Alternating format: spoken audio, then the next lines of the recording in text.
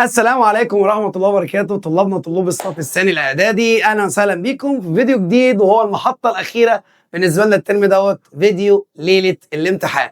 بص يا صديقي، النهارده إن شاء الله إحنا هنلخص الدنيا كلها، هنحل كل الأسئلة المتوقعة في الامتحان، مفيش سؤال مش متوقع في الفيديو ده، دي حاجة. تاني حاجة لازم تكمل الفيديو للآخر لسببين، السبب الأولاني كل الأسئلة اللي هنحلها إن شاء الله متوقع إن هي تيجي في الامتحان على مستوى مصر كلها، دي حاجة.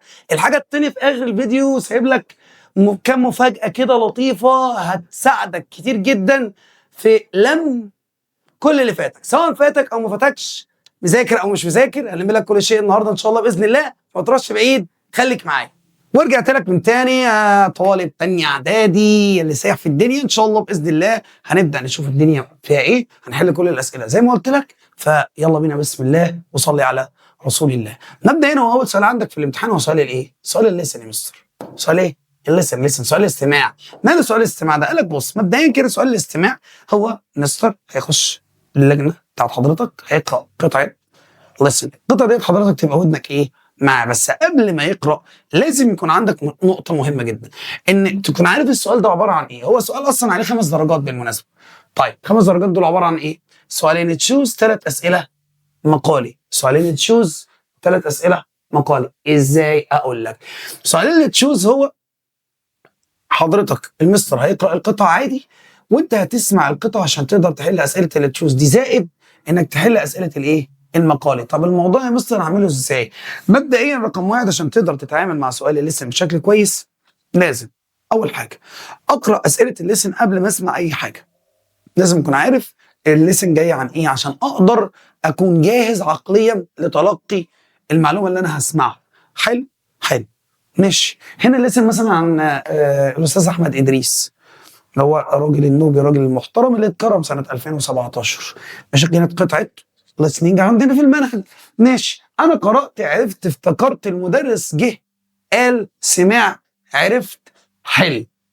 بس لازم اول حاجه يكون عندي علم ايه الليسننج اصلا بيتكلم عن ايه، فعشان كده لازم تقراه الاول قبل ما ايه؟ قبل ما المستر يقرا قطعه القراءه. قراها اول مره، حليت اللي تشوز وفي سؤال من دول عرفت احل، السؤالين التانيين لسه هيقراها لك تاني ان شاء الله، وبرضه تسمع بشكل كويس جدا وتحل بناء على اللي هتسمعه. طب بعد كده التشوز، الاختيارات. الاختيارات كلها اصلا بتبقى مرتبطه بايه يا سيدي؟ بتبقى مرتبطه بالمنهج بتاع المستر او الكلمات بتاعه المنهج. فيلا بينا نستعين بالله واشمر عن ساعديك زي كده، ويلا بينا نبدا. بص يا محترم، individuals who have grown up with technology are known as not.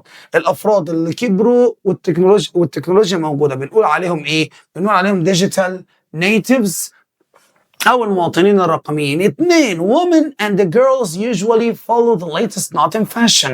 الستات والفتيات دائما أو غالبا بيتبعوا أحدث الترندات أو الترندز. جميل. اللي بعده يقول لك يا سيدي جين ألفا children are not discovering new movements in their communities. والله الأطفال بتوع جيل ألفا هم نقط يستكشفوا new movements، حركات جديدة in their communities، في المجتمعات بتاعتهم. are constantly يعني بشكل مستمر بيستكشفوا الأشياء ديت. اللي بعده parents are trying to not the time their children spend using digital devices. الآباء بيحاولوا دايما إن هم نقط الوقت اللي الأطفال بيقضوا على الأجهزة الرقمية، الآباء دايما بيحاولوا يعملوا ليميت أو يحدوا أو يقللوا من هذا. السؤال اللي بعد منه بيقول لك يا سيدي Jane Alpha individuals like to not their identity in today's world. أفراد جيل ألفا بيحبوا أن نقط هويتهم في العالم اليوم. to create يخلقوا أو يكونوا شخصياتهم. اللي بعده we should learn how to find the نقط between our screen time and family life. لازم نلاقي ما بينهم إيه؟ نلاقي بينهم توازن أو balance. السؤال اللي بعد منه 7 nowadays people use emojis to not their emotions.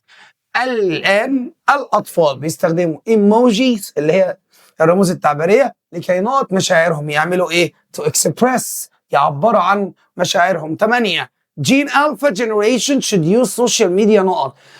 جيل ألفا لازم يستخدم السوشيال ميديا بحكمة اللي هي كلمة wisely. اللي بعده using the social media generation Z and Alpha cannot and have fun with others. قال لك باستخدام وسائل التواصل الاجتماعي. جيل زد وجيل ألفا يقدروا نقط ويستمتعوا مع بعضهم البعض can connect and have fun with others. اللي بعد if people live نقط they can communicate using mobile phones. نعمل كده ماشي. لو الناس تعيش نقط هم يقدروا تكوميونيكيت يتواصلوا عن طريق الهواتف المحمولة لو هم ايه؟ لو هم مستر far apart لو هم بعاد عن بعض. جميل. اللي بعده بيقول لك ايه؟ Gen Z and Gen Alpha are interested in the environment and treating people with يبقوا مهتمين بالبيئة وبيعاملوا الناس بيه. والله يا مستر ركز بقى فير ولا فيرنس؟ قال لك ده حرف جر وحرف الجر بيجي بعد منه يا اما اسم يا اما فيرب بلس اي ان جي. ما عنديش هنا حاجه منهم هي هتبقى فيرنس بعدل. 12 people use forms of technology to share their thoughts عشان ناس بتستخدم اشكال من التكنولوجيا عشان يشاركوا افكارهم and not important issues. ويعملوا ايه في القضايا المهمه يا مستر؟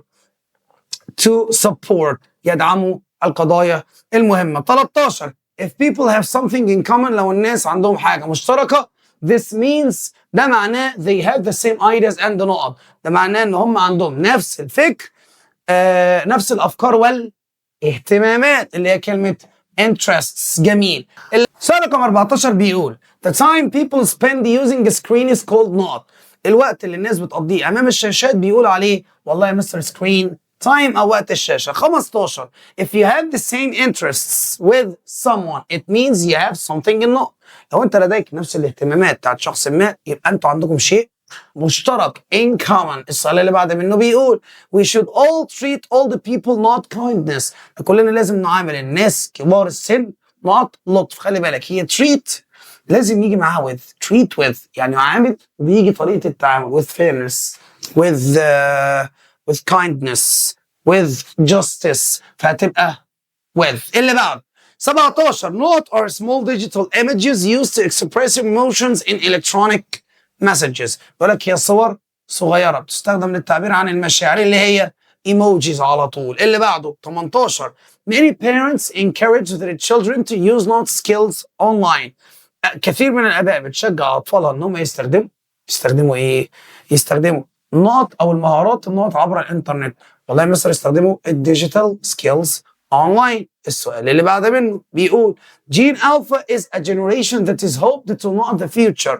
جيل ألفا هو جيل يعني يؤمل أن نقط المستقبل. هيعمل إيه؟ هيشيب أو يشكل المستقبل. اللي بعده 20 your identity is not you are. Your identity is who you are. هويتك هي ما أنت عليه who you are. سؤال رقم 21 بيقول in school fairs في المعارض المدرسية students present the projects they are passionate not. طلاب يقدموا المشاريع اللي هم شغوف بيه اللي هي passionate about. 22 it isn't a good thing to note others actions. يقول لك هو مش شيء جيد أن نقط أفعال الآخرين إنك إيه تسخر منها laugh at. معايا laugh at يعني يسخر من. اللي بعده 23 before going out young people should ask for their parents not. قبل الخروج الشباب لازم يطلبوا الايه؟ يطلبوا الاذن من ابائهم اللي هي كلمه permission. 24 all parents should not their children to study hard. كل الاباء لازم نقط اطفالهم ان يذاكروا بجد يشجعوهم encourage them. 25 we should put our mobiles not during meals and before bedtime. نحن ينبغي ان نضع هواتفنا نقط اثناء الوجبات وقبل النوم. ايه هي put away يعني نبعد هواتفنا هي put away. اللي بعده 26 spending too much time قضاء وقت كبير جدا on digital devices على الأجهزة الإلكترونية كان نقط ممكن يكون ايه؟ والله مستر يبقى unhealthy أو غير صحي. 27 a blog is an online journal or not where someone writes regularly. البلوج أو المدونة هو online journal هي زي ما تقول كده صحيفة عبر الانترنت. or نقط هو عبارة عن ايه؟ ويب سايت يا مستر موقع where someone writes regularly الشخص بيكتب عليها بانتظام. اللي بعد منه 28 بيقول you can't change your website. انت تقدر تغير النقط بتاع الويب سايت او نقط الموقع بتاعك to control who can see your information عشان تتحكم مين اللي يقدر يشوف معلوماتك. هغير الايه؟ السيتنجز او الاعدادات. 29 the antonym of the word small مضاد كلمة small يعني صغير مضادها ايه؟ big أو كبير الحجم. سؤال رقم 30 one of the tips for keeping safe online is to change your not often. أحد النصائح لإبقاء نفسك آمنا على الإنترنت is to change إنك تغير نقط دايما. أغير الإيه؟ أغير الباسورد بتاعه وكلمة السر. 31 we should keep our information not to stay safe online. يعني ينبغي أن نحافظ على معلوماتنا نقط عشان نبقى بأمان على الإنترنت. أحافظ على معلوماتي secure أو آمنة. 32 بيقول your not is a marked or impression something leaves online. النقط الخاصة بيك هي عبارة عن علامة أو انطباع something شيء ما بيتركها عبر الإنترنت دي اسمها digital footprint أو البصمة الرقمية. اللي بعد you should think not before posting personal information online. أنت لازم تفكر نقط قبل ما تنزل أو تبوست أي معلومات شخصية عبر الإنترنت. أفكر بحرص أفكر carefully. اللي بعده the verb experience الفعل experience means to go not something yourself. معناها إيه؟ experience لما بتيجي كفعل بيبقى معناها يجرب أو يختبر. فحضرتك كده go through something إنك تمر من خلال شيء بنفسك مش معناه إنك تعدي منه، لا أنت بتمر بتجربة. أوكي؟ اللي بعده بيقول لك يا سيدي 35 and not is a person who is fully grown up. شخص ناضج تماما فاللي هو adult أو بالغ. اللي بعد when someone chooses to post or share something online لما شخص يختار أن يشارك شيء عبر الإنترنت this is not footprints. ديت بصمة إيه؟ والله هي active footprint. طب ليه مش passive؟ passive اللي هي أنت ما بتعملش حاجة، ما بتعملش لايك، ما بتعملش أي reaction online، انت بتتصفح بس. انما اكتف انك بتعمل شيء، بتشير، بتبوست وهكذا. هنا بيقول لك 37 my brother's favorite hobby is not all the stories.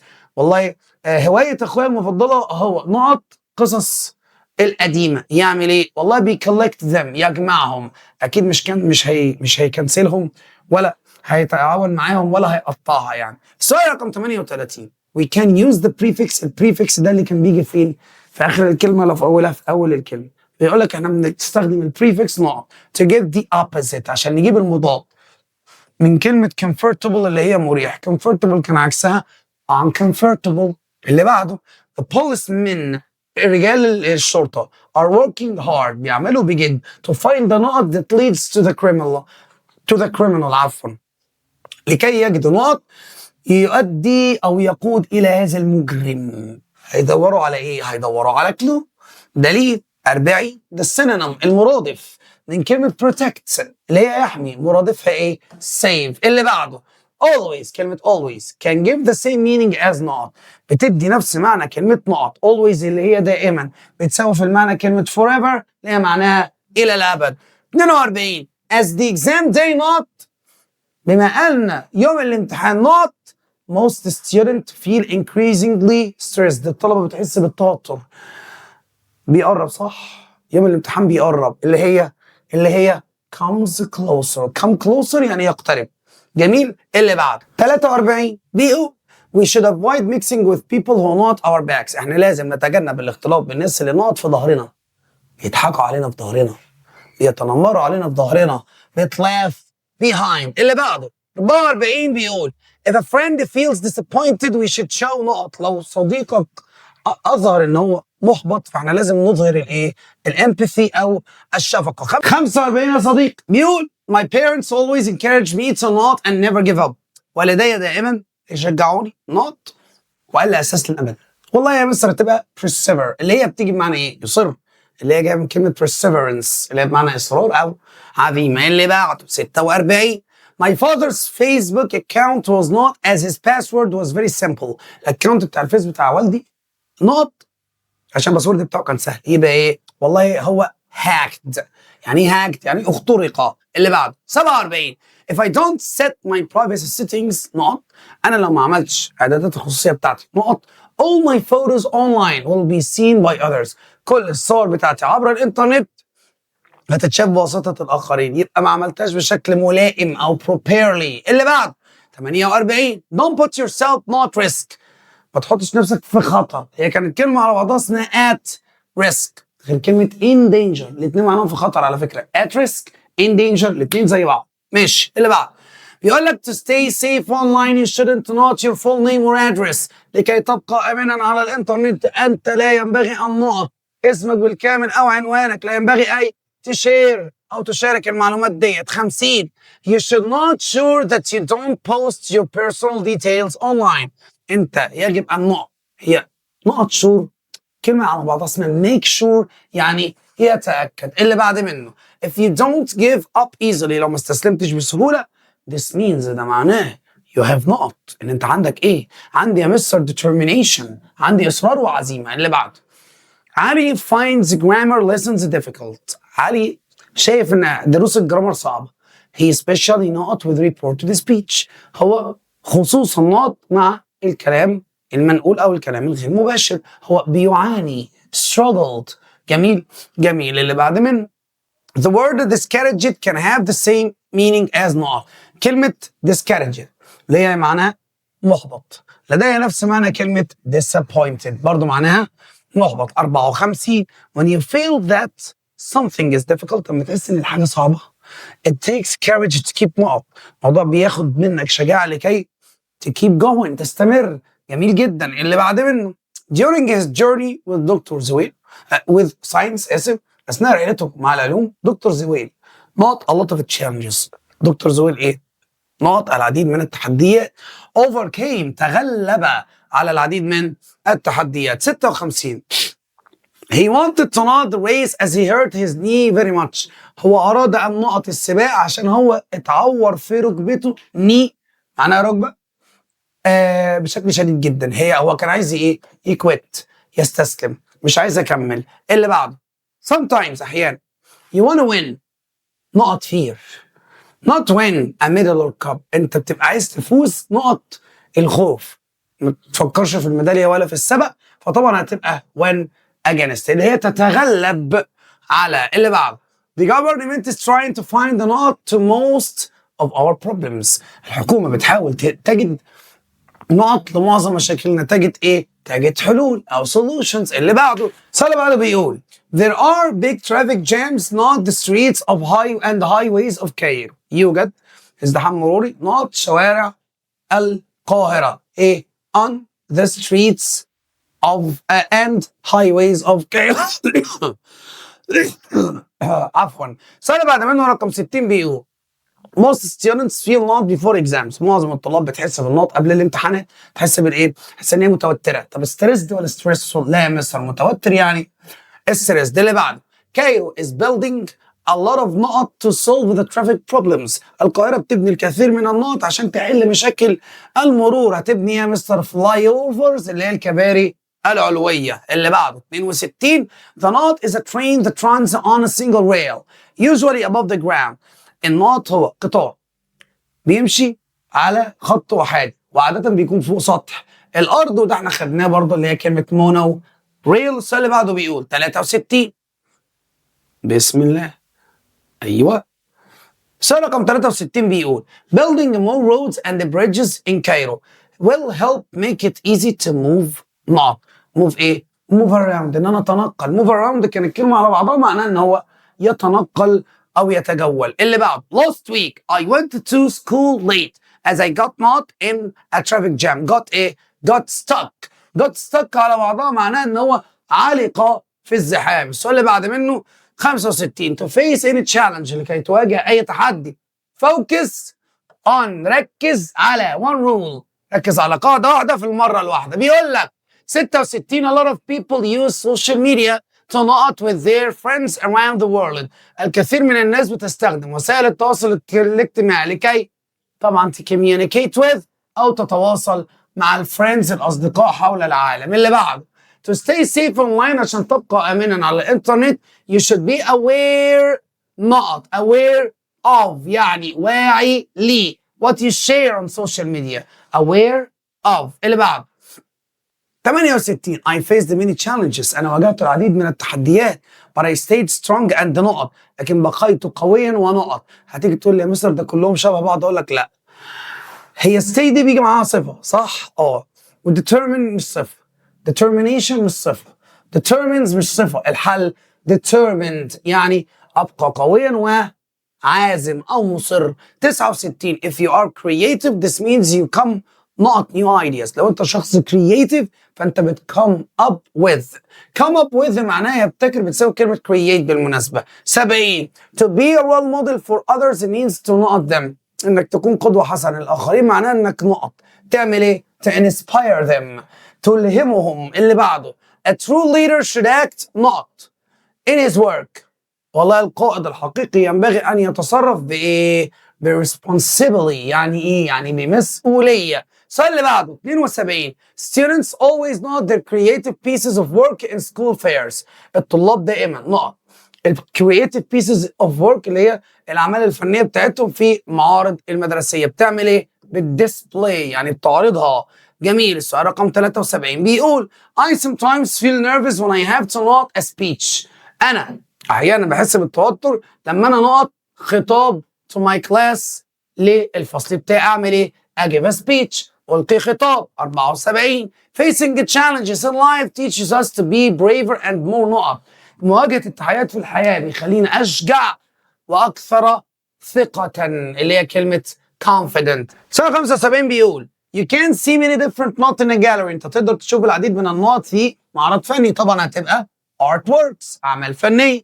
76 بيقول والله يا سيدي every artwork has a powerful نقط. كل عمل فني لديه نقط قوية، لديه إيه؟ مسج أو رسالة. السؤال اللي بعد منه بيقول artists الفنانين use different materials to create نقط. الفنانين بيستخدموا مواد خام مختلفة عشان يصنعوا sculptures أو منحوتات. 78 بيقول the opposite of imagination. عكس كلمة imagination اللي هي معناها خيال، عكسها reality اللي هو الواقع.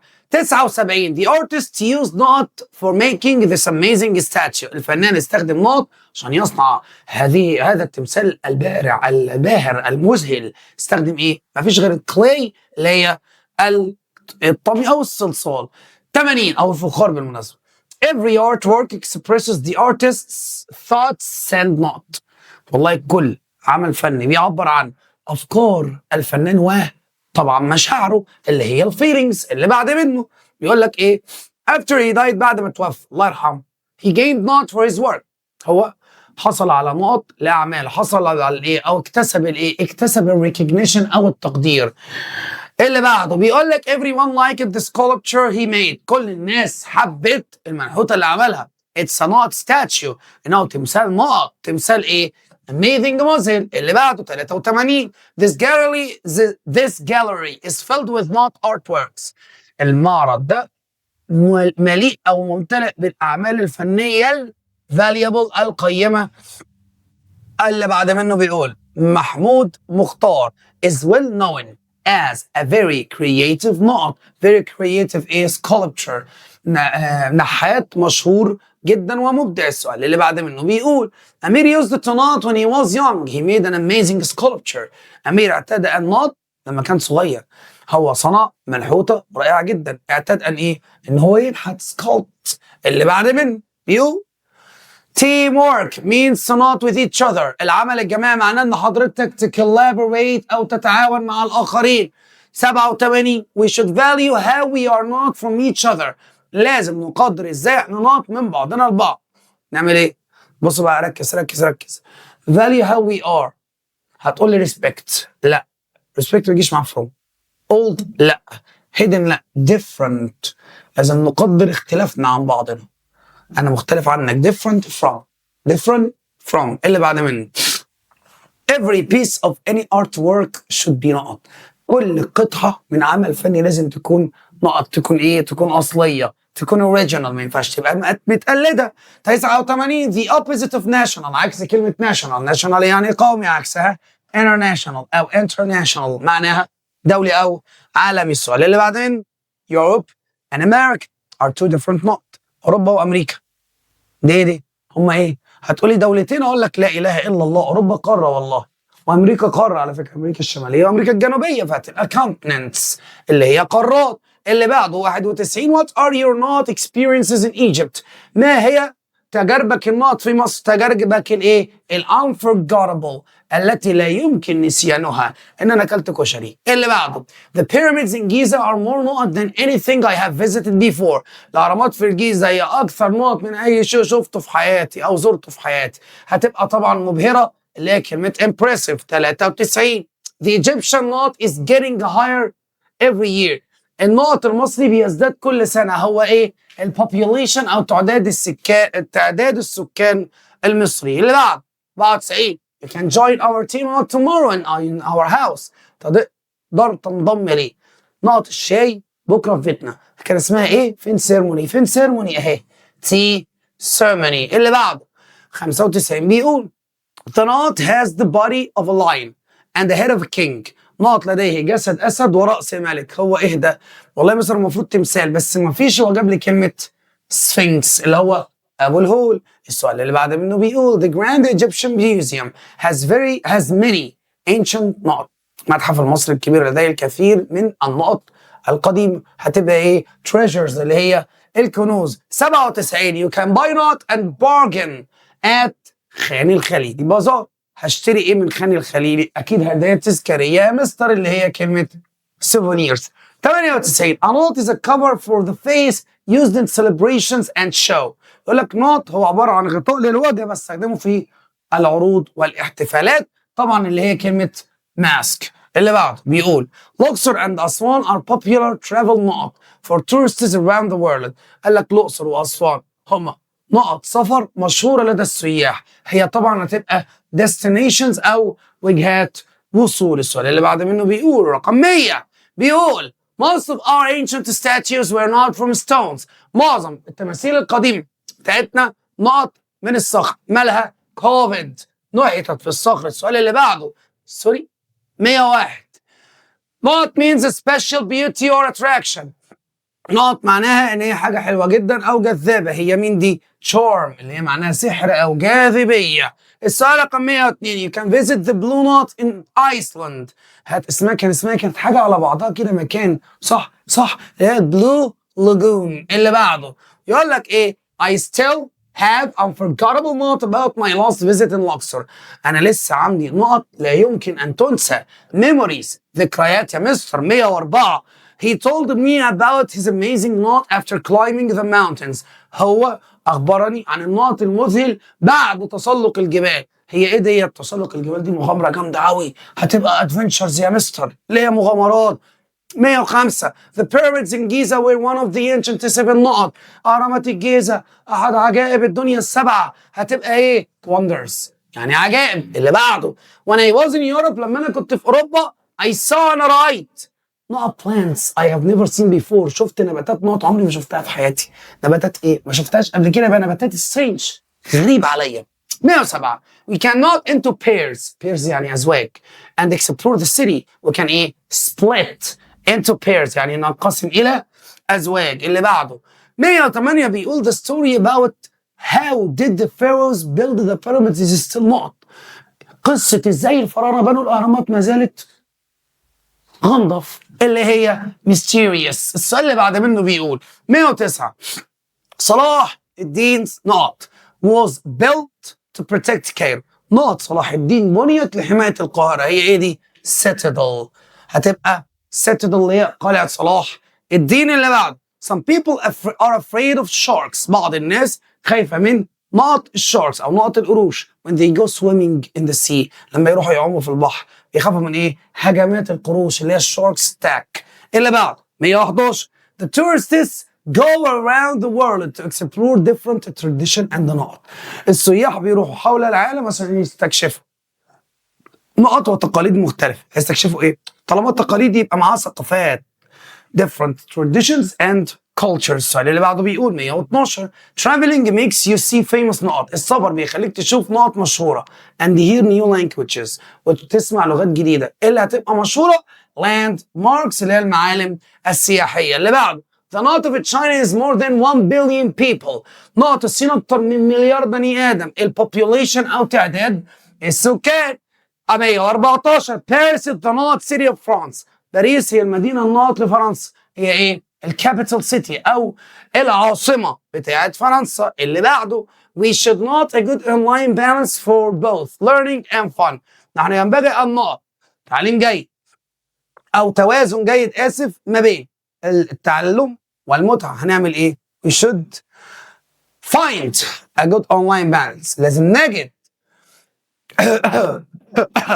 عفوا لازم نجد توازن عبر الانترنت جيد ما بين التعلم وما بين المتعة أو الاستمتاع. اللي بعده 116 بيقول to succeed in life you have to follow some نقط to reach your goals. عشان تنجح في حياتك لازم تتبع بعض النقط عشان توصل لأهدافك. اتبع بعض الايه؟ الستبس او الخطوات. اللي بعده when you face a problem لما تواجه مشكلة you should not ideas to solve it. لازم نقط الافكار عشان تحلها. اعمل ايه؟ a brainstorm. لازم اعمل عصف ذهني عشان احل الافكار او احل المشاكل ديت. اللي بعده after washing the clothes بعد غسيل الهدوم she put them in the knot to remove the water.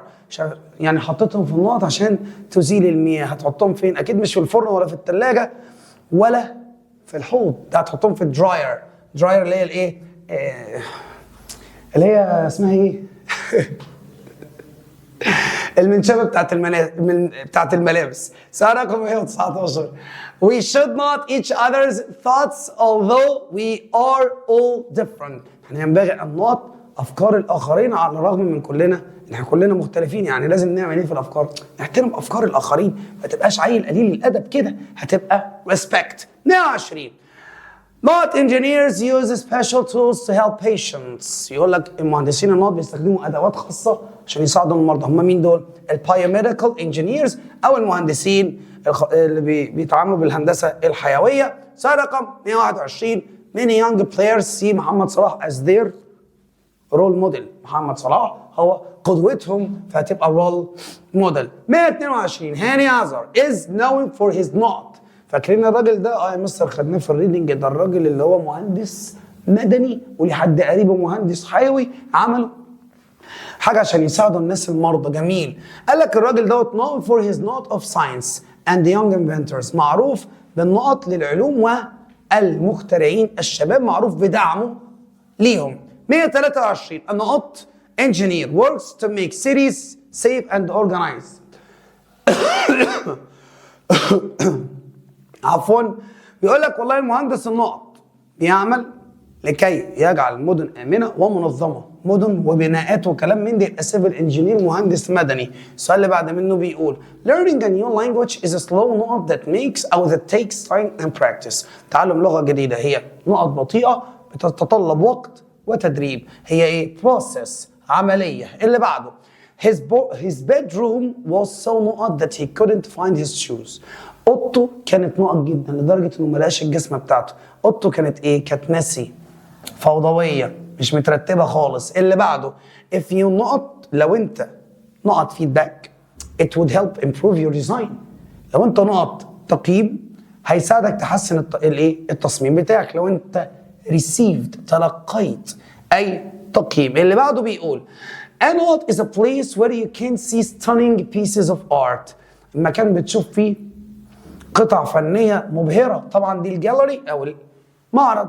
128 بيقول to not with an activity is to take part in such activity or become involved in it. يقول لك to engage with. خد بالك انتر هتلاقيها تنفع وانكلود يعني تنفع، بس هي كلمة على بعضها اسمها engage with، هو ينخرط فيه أو يشارك فيه. اللي بعد 129 نقط is a hot spring from the earth's heat.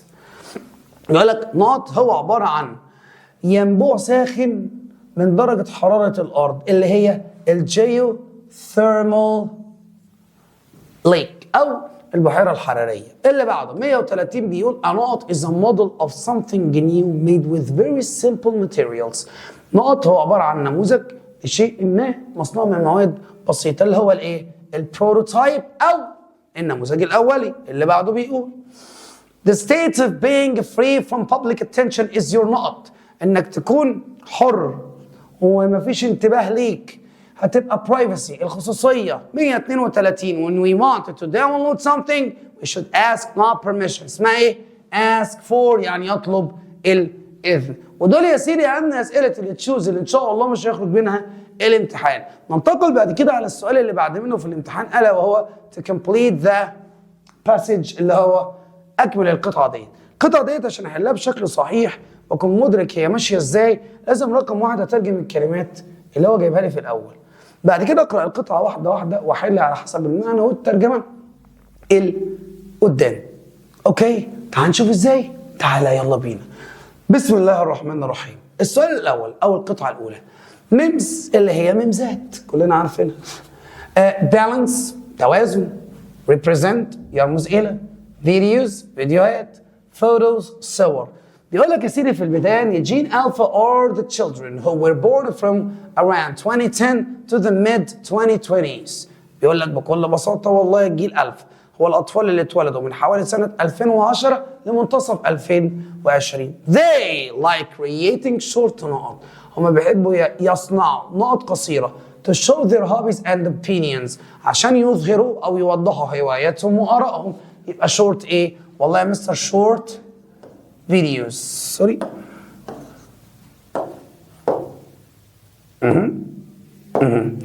انا دلوقتي قلت فيديوز اروح اعمل كده عشان ما اتلخبطش واكتبها تاني واروح كاتب هنا شورت ايه؟ فيديوز يا مستر. اوكي تعال. They share not and send emojis. هم بيشاركوا النقط ويرسلوا الايموجيز او الرموز التعبيريه. هيشاركوا ايه؟ اكيد يا مستر هيشاركوا الميمز ولا الفوتوز. هتيجي تقول لي يا مستر الاثنين شايفهم ايه؟ ينفعوا. يبقى اصبر. بص بقى عشان الحته ديت خدعه رخمه شويه. ايه؟ انا ممكن اقول شير فوتوز يشاركوا الصور صح، والشير ميمز صح. طب اعمل ايه؟ كمل الموضوع هيبان معاك. To show their emotions يبقى هم بيشاركوا النقط والايموجيز عشان يوضحوا مشاعرهم. They are learning to نقط online. هم بيتعلموا نقط online activities with real life connections.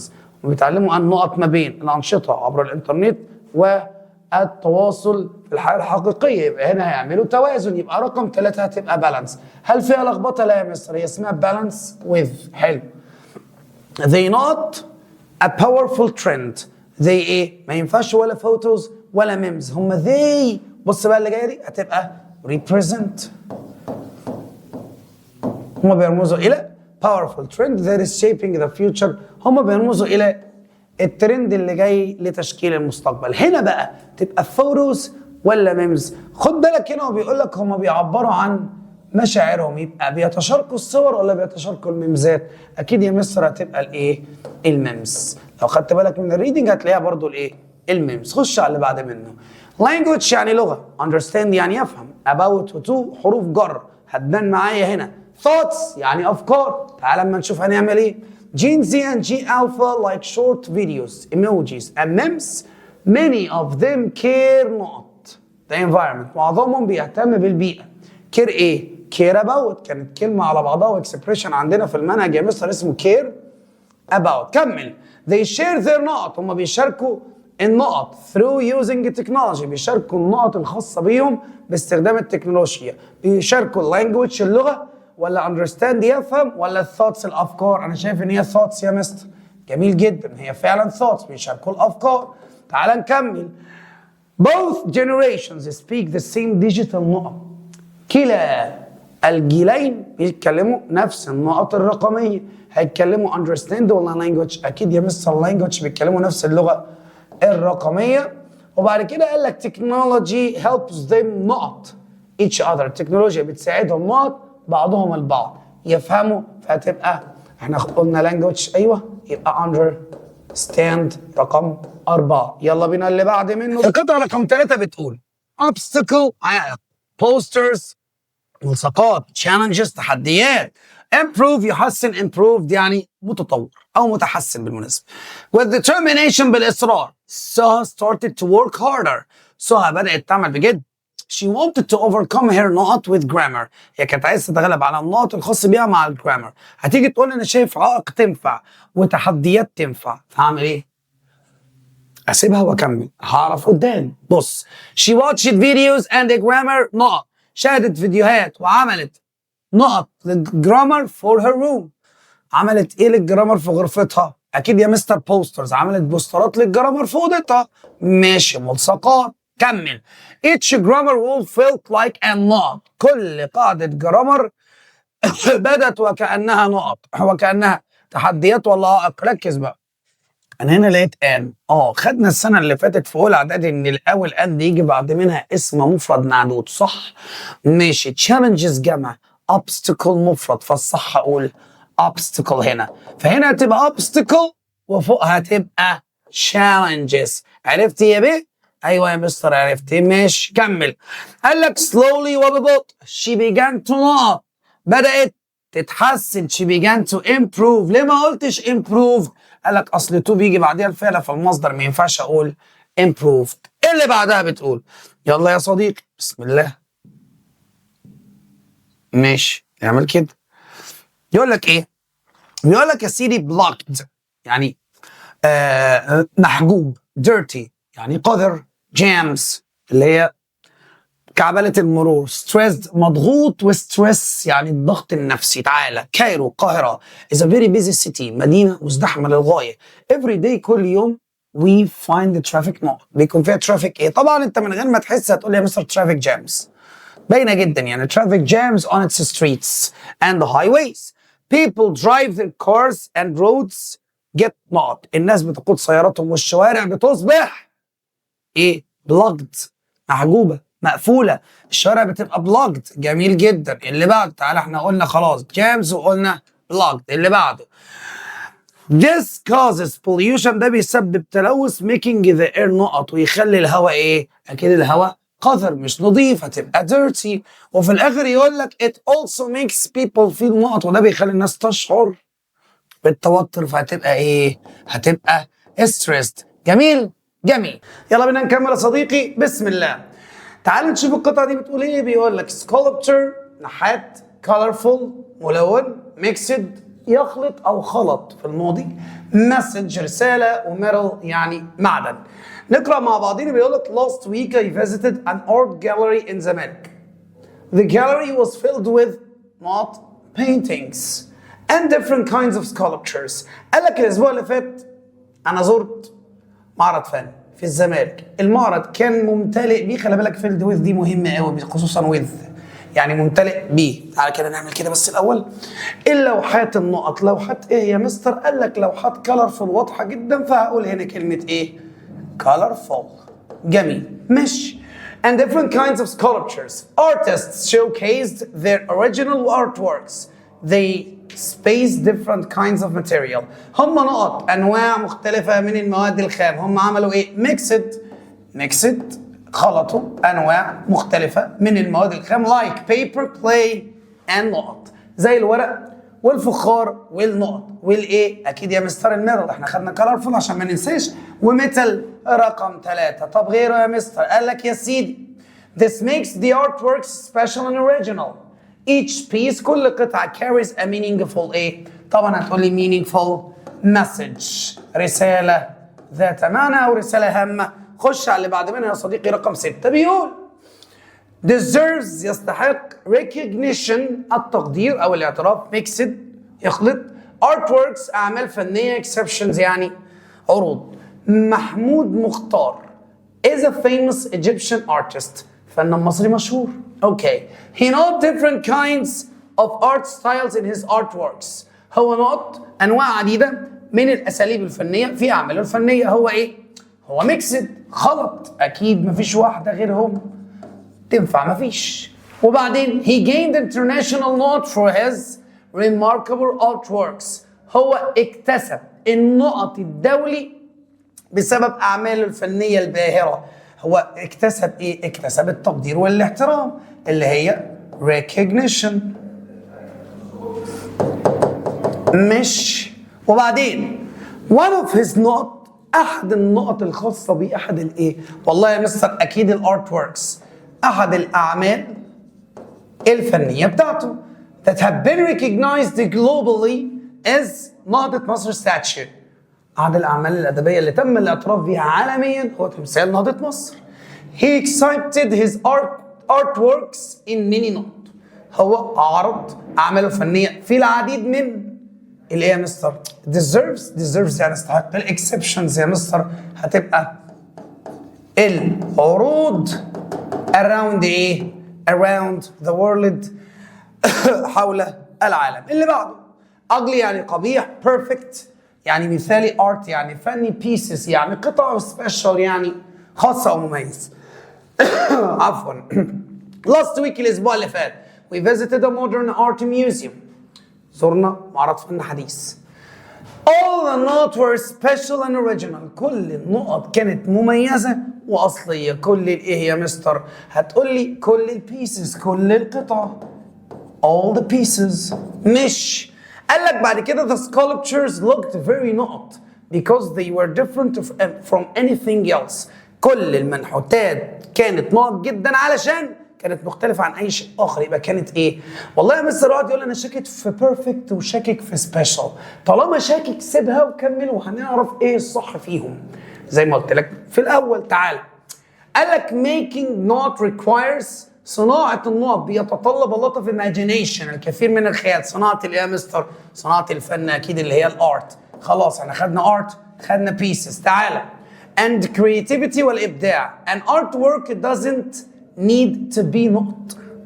القطعة الفنية مش محتاجة تكون نقط to be valuable or beautiful. مش محتاجة تكون نقط عشان تكون قيمة أو جميلة. مش محتاجة تكون قبيحة. لا مش محتاجة تكون مميزة ولا مثالية. هتقول لي يا مستر أنا حاسس إن هي إيه؟ إن هي تبقى الاتنين. قال لك لا مش محتاجة تكون مثالية لكي تكون ذات قيمة أو جميلة. يبقى يا مستر أنا شايف إن هنا هتبقى سبيشال. كل قطعة كانت مميزة علشان كانت مختلفة عن أي شيء تاني.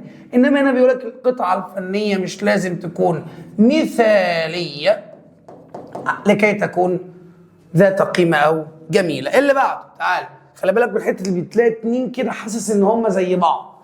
معايا لازم تقيس بعقلك. لاند مارك معلم سياحي. organized منظم. tradition تقليد. population تعداد سكاني. وديت المفروض تبقى complex. دي غلطة مطبعية معلش. complex يعني معقد. تعال I went to Japan. أنا رحت اليابان. كونيتشيوا. I stayed in a beautiful city full of life. قعدت في مدينة جميلة مليئة بالحياة. The note is bigger than Marrakesh. النقط أكبر من مراكش. هو إيه؟ تعداد السكان. أكيد مش معلم سياحي ولا التقليد. لا يا مستر دي هتبقى population. التعداد السكاني بتاع اليابان أكتر من التعداد السكاني بتاع مدينة مراكش. I explored Tokyo. زرت مدينة طوكيو. The capital city اللي هي العاصمة. It's one of the most known places I have ever seen. هي أحد نقط الأماكن اللي زرتها من قبل. لو تفتكر معايا في مراجعة الجرامر كنت قايل لك إن إحنا عندنا صيغة تفضيل بتيجي معاها the most وبعدين صفة، والصفة دي بتكون long أو صفة طويلة. طب إيه يا مستر الصفة الطويلة اللي تنفع هنا؟ أنا مش شايف صفات قدامي غير كلمة organized منظم وكلمة complex يعني معقد. ينفع أقول المدينة أكتر من مدينة معقدة في حياتي ولا منظمة؟ منظمة هتبقى organized. وأصلا شعب اليابان معروف بالتنظيم بتاعه زينا بالظبط. قال لك the main language اللغة الرئيسية is Japanese. هي اللغة اليابانية. I joined the tea ceremony. A beautiful note. ويقول لك أنا انضميت لحفل شاي. هو عبارة عن نوت جميل. هو عبارة عن إيه؟ tradition تقليد عندهم يا جماعة. tradition that shows calmness and kindness. Each country has a special نقط. كل دولة لديها نقط مميز. لديها إيه؟ بص إحنا خدنا population وقلنا tradition تقليد. organized منظم. طبعا مش هينفع اقول كل دولة لديها نقط مميز اللي هو معقد. قال لك لا special ايه؟ land mark يعني معلم سياحي بيميز الدولة. ايه اللي بعد؟ geothermal حراري. glaciers اللي هي الجبال الجليدية. home mountain lagoon بحيرة. احنا عارفين البحيرة ايه؟ بحيرة مالحة يعني. hiking اللي هو التمشية في اماكن صعب الوصول اليها. تعالى Reykjavik is the capital of Iceland. Reykjavik عاصمة أيسلندا. And the note of amazing nature. ونوت للطبيعة المذهلة. وتعتبر إيه؟ موطن اللي هي كلمة هو مش. It's the northernmost capital in the world. From here من هنا you can visit the blue نقط. كانت كلمة على بعضها اسمها blue lagoon اللي هي البحيرة الزرقاء. جميلة. هي عبارة عن إيه؟ a warm and blue نقط pool. هي عبارة عن بحيرة زرقاء دافئة بس ايه كانت حرارية صح؟ اللي هي geothermal. جميل. geothermal. Okay. You can also see volcanoes. تقدر تشوف كمان البراكين. Not and maybe even the northern lights in winter. ممكن تشوف براكين هناك. بشوف ايه؟ جبال جليدية اللي هي كلمة glaciers. وممكن تشوف كمان النورثرن لايت اللي هو الشفق القطبي. اللي بعده painting الرسم والتلوين. sculpture منحوتة أو تمثال منحوت. art فن. drawing الرسم باستخدام القلم الرصاص. photography التصوير أو فن التصوير. تعالى there are many different types of art and each has its own beauty. في أنواع كتير من الفن وكل نوع ليه الجمال الخاص بيه. Not is one of the most basic forms of arts. قالك not هو أحد الأشكال الرئيسية من الفن اللي هو إيه؟ where artists use pencils or charcoal to create images. قالك إيه؟ أحد أنواع الفن الرئيسية اللي هو الفنان بيستخدم فيه الأقلام الرصاص أو أقلام الفحم عشان يعمل إيه؟ صور. ده إيه ده؟ الرسم بالقلم الرصاص اللي هي كلمة drawing. ماشي. إيه تاني يا مس؟ قالك تعالى. Not is another popular form. Not هو نوع مشهور آخر where artists use brushes and colors. هنا بيستخدم فرش وألوان اللي هو إيه؟ الرسم بالألوان اللي هي كلمة painting. أوكي. وبعدين not is a more modern form of art. not هو نوع حديث أكتر للفن. capturing moments and emotions through a camera lens. بالمناسبة كلمة lens يعني عدسة. يقول لك إنك بتلتقط اللحظات والمشاعر خلال عدسات الكاميرا ألا وهي طبعا يا مستر الفوتوغرافي اللي هو التصوير. مش قال لك بعد كده not involves creating 3D works. not بيشمل صناعة أعمال فنية ثلاثية الأبعاد. 3 دي اختصار لكلمة اسمها 3 dimensional from materials like clay, stone or metal باستخدام مواد زي الفخار أو الصخر أو المعدن. وطبعا دوت اللي هو sculpture اللي هو إيه؟ فن النحت. اللي بعده يلا بينا. يقول لك السيدي version يعني نسخة. impact أثر. identify اتعرف على. complex معقد. inventors مخترعون. تعالى لي. when engineers create a new app they first try to not any problem. لما المهندسين يعملوا ابلكيشن جديد هم في الأول بيحاولوا not أي مشكلة. identify يتعرفوا على أي مشكلة. مش وبعدين that might happen ممكن تحصل. some apps are very نقط. بعض التطبيقات نقط جدا. إيه complex inventors هي impact مش نافعة. version يعني نسخة. complex هي complex. بعض التطبيقات بتكون معقدة جدا. the way people use an app can have a big note on their daily lives. الطريقة اللي الناس بتستخدم فيها الابلكيشن لديه نقط كبير جدا على حياتهم اليومية. طبعا هتبقى ايه؟ هتبقى impact. لديها تأثير كبير جدا على حياتها اليومية. then they make a new note that works better. بعد كده يصنعوا نوع جديد يعمل بشكل افضل. هيصنعوا ايه؟ هيصنعوا فيرجن او نسخه من الابلكيشن اللي هم عملوه. قطعه رقم 12 يلا بينا. يقول لك السيري بايوميديكال يعني حيوي. والموديل قدوه حسنه. سيفل مدني. امباكت تاثير. سنسورز اجهزه استشعار. الباشمهندس هاني عاصم is a famous Egyptian engineer مهندس مصري مشهور who made a great note والذي صنع نقط عظيم. صنع ايه يا مستر؟ impact. صنع تأثير عظيم in the world of not engineering في عالم الهندسة المدنية يا مستر. احنا فاكرين الراجل ده من الريدنج كان في السيفل engineering. He has a relative كان عنده أحد أقاربه who works as a نقط. كان عنده أحد أقاربه عامل في أو عامل كمهندس نقط not engineer. طبعا قريبه لو نفتكر برضو كان بايو medical engineer يعني مهندس حيوي. ايه تاني؟ they both use science and technology to help people live better life.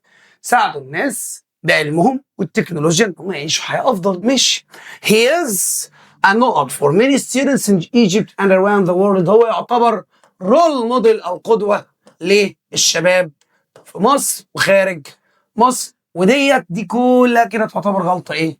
غلطه مطبعيه. جميل. خش على بعده يا صديق. 13 بيرفكت مثالي، فيدباك تقييم، بروبلم مشكله، برين ستورم عصف ذهني، بروتوتايب يعني نموذج اولي. بيقول لك يا سيدي we participated، ان الكلمه دي مهمه قوي، معناها يشارك فيه.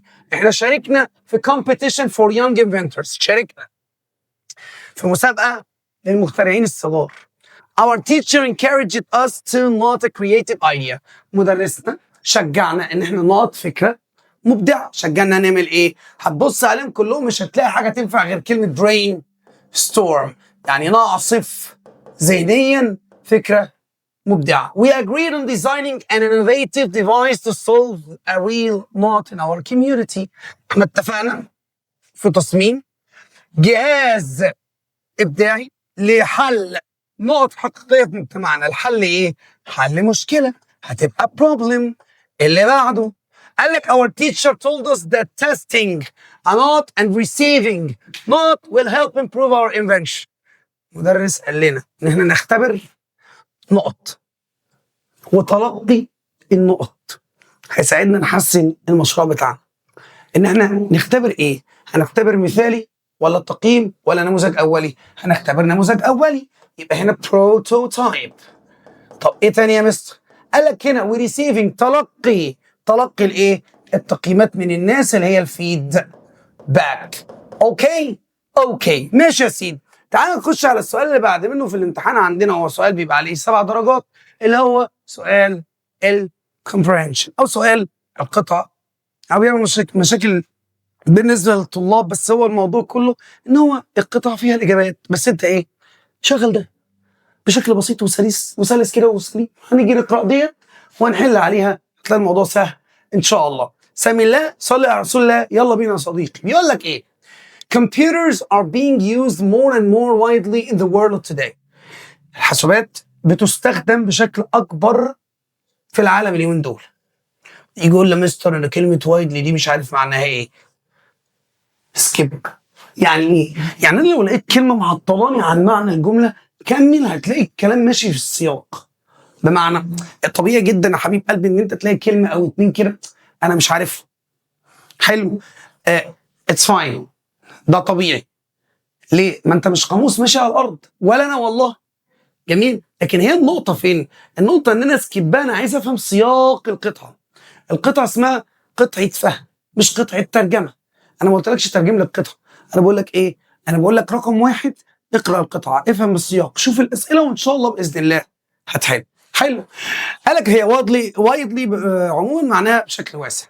They are far more efficient than human beings. الحاسوبات كفاءتها اكتر بكتير من البشر. They can store information and many other things we do. هم بيخزنوا المعلومات ويعملوا حاجات كتير احنا بنعملها. And faster and better. واسرع وافضل. Computers can catch criminals. الحاسوبات ممكن تقبض على المجرمين. They can help with the police fight kinds of criminals. أو آسف sorry. They can help the police fight crime. ممكن يساعدوا الحكومة أو البوليس، الحكومة بتاعتنا عموما يعني، في محاربة الجرائم. And find out، يكتشفوا information، معلومات about people's appearance، يكتشفوا معلومات عن ظهور الناس. مش photographs of different kinds of criminals are seen across the computer screen. صور جميع أنواع المجرمين بيتم رؤيتهم عبر شاشات الكمبيوتر. لذلك الكمبيوترز are very useful، مفيدة جدا. For helping us، مفيدة في إيه؟ في مساعدتنا. catch thieves، في القبض على اللصوص. and the murderers، والقتلة. The only problem، المشكلة الوحيدة is that we now have a new kind of criminal. دلوقتي احنا بقى عندنا نوع جديد من المجرمين. He is a very clever man who knows how to corrupt a computer. هو بيكون رجل ذكي جدا عارف ازاي يفسد corrupt يعني يفسد الكمبيوتر. and he is very difficult to be caught وصعب جدا يقبض عليه. من هذا الرجل؟ الهاكرز اللي هم مخترقي الحواسب او الحواسيب. تعالى حل معايا. يقول لك human beings are not than computers. البشر not من الكمبيوترز. بص faster لا يا مستر computers faster. more efficient قال لك لا يا مستر دي الكمبيوترز. happier اسعد لا والله العظيم ده هم less efficient. يعني ايه؟ البشر اقل كفاءة من الحواسيب. اللي بعده the underlined word they refers to not. كلمة they اللي تعطيها خط بتشير اليه. تعالى بص يا حبيب قلبي they في بعض الطلبة كده بتقول لك خلاص اشوف الكلمة اللي قبلها. لا جاب لي ضمير تحت منه خط. انا اعمل ايه؟ بالعقل كده يا شباب اكيد بما ان ده ضمير فيعود على شيء ذكر من قبل او اتقال قبل كده. فانت شوف المعنى بيقول لك they can store information. هم يقدروا يخزنوا المعلومات. هم مين؟ اكيد مش احنا مش البشر. امال ايه؟ الكمبيوترز بالعقل كده. فالحل هيبقى ايه؟ الكمبيوترز يا مستر. غيره تعالى لي why are computers more efficient than human beings. ليه الحواسيب اكثر كفاءة من البشر؟ ارجع للقطعة هتيجي تقول لي يا مستر بكل بساطة أنا بصيت كده لقيتك عامل لي دايرة على they. بضرب عيني لقيته بيقول they can store information and many other things we do but faster and better. شايف دي؟ لا يا مستر والله العظيم هي دي الإجابة. إن الحواسيب بتقدر تخزن المعلومات وكمان بتعمل أشياء كتير إحنا بنعملها بس بشكل أسرع وأفضل. السؤال اللي بعده بيقول What is the main idea of the text؟ ايه الفكرة الرئيسية للنص يا حبيب قلبي؟ في ناس بتروح طالعة واخدة أول جملة ويلا إيه غلط. هي ممكن تبقى صح في بعض الأوقات على فكرة، لكن الفكرة كلها أنت لازم تكون فاهم الفكرة العامة للموضوع إيه؟ إيه الفكرة الرئيسية لقطعة زي ديت؟ واحد يجي يقول لي مستر ممكن أقول الكمبيوترز better than humans. صح. مثلا computers are very important. صح. computers helps us أو help us in many different tasks. صح. فالموضوع هنا بيبقى نسبي ما بيبقاش ليه إجابة ثابتة، ولكن أنت لازم تكون فاهم القطعة كلها بتتكلم عن إيه. بيس غيره Why is it sometimes very difficult to catch a criminal؟ ليه من الصعب جدا إن إحنا نقبض على مجرم؟ هتيجي تقول لي بص في القطعة. لا مش في القطعة. شغل دي. هو اتكلم عن نوع معين من المجرمين صح؟ اللي انا قلت لك عليهم الهاكرز صح؟ تيجي تقول لي مصر ما هو اهي ان هو very clever man who knows how to corrupt a computer and he is very difficult to be caught. هي الحتة الأخرانية دي. قال لك يا عم هي الحتة الأخرانية دي. تعال نخش على القطعة اللي بعد منها. يلا last summer الصيف اللي فات we went on vacation رحنا أجازة and had a great camping trip وحظينا برحلة تخييم حلوة جدا. We set up a tent near a lake and spent the day hiking in nature. هي nature متكررة مرتين أنا مش فاهم ليه. بقول لك إحنا نصبنا الخيمة بتاعتنا بالقرب من البحيرة وقضينا الأيام في التمشية وسط الطبيعة. During our camping trip أثناء رحلة التخييم بتاعتنا we stayed in a tent surrounded by beautiful nature. فضلنا قاعدين في خيمة محاطة بالطبيعة الخلابة. It was a perfect way to spend our vacation. كانت طريقة حلوة جدا لقضاء الأجازة بتاعتنا. Enjoying the fresh air. مستمتعين بالهواء النقي and the peaceful environment والبيئة الهادئة. We explored the forest. استكشفنا الغابة. Listened to birds. سمعنا الطيور. And relaxing under the stars. واسترخينا تحت النجوم. Being in nature. كونك في الطبيعة made the vacation feel refreshing and calm. خلى الأجازة refreshing. عملت لنا refresh كده أو منعشة وكذلك كنا هادين جدا. The evenings were peaceful. الأمسيات كانت هادئة. Sitting by the campfire. قاعدين جنب نيران المخيم. Listening to the sounds of the forest. نستمع إلى صوت الغابة. Being close to nature made the trip a perfect way to relax and and wind. جميل، ده كنا قريبين من الطبيعة خلى الرحلة جميلة جدا واسترخينا وكنا مبسوطين للغاية. تعالى the underlined word كلمة it اللي تحتها خط دي refers to بتعود على ايه؟ It was a perfect way to spend our vacation. كانت طريقة مثالية لقضاء اجازتنا. هي ايه الطريقة ديت؟ هتيجي تقول يا مستر فيكيشن يا ابني، لا بقول لك كانت طريقة مثالية لقضاء الاجازة، اكيد مش الاجازة. الطبيعة طريقة؟ لا. الغابة طريقة؟ لا. هو قال لك ايه؟ قال لك احنا عملنا كامبينج تريب، بعد كده نصبنا الخيمة وتمشينا، وبعد كده أثناء رحلة التخييم قعدنا في الخيمة بتاعتنا المحاطة بالطبيعة الجميلة. دي كانت طريقة حلوة قوي نقضي بيها الأجازة. هي إيه الطريقة ديت؟ الكامبينج تريب أو رحلة التخييم.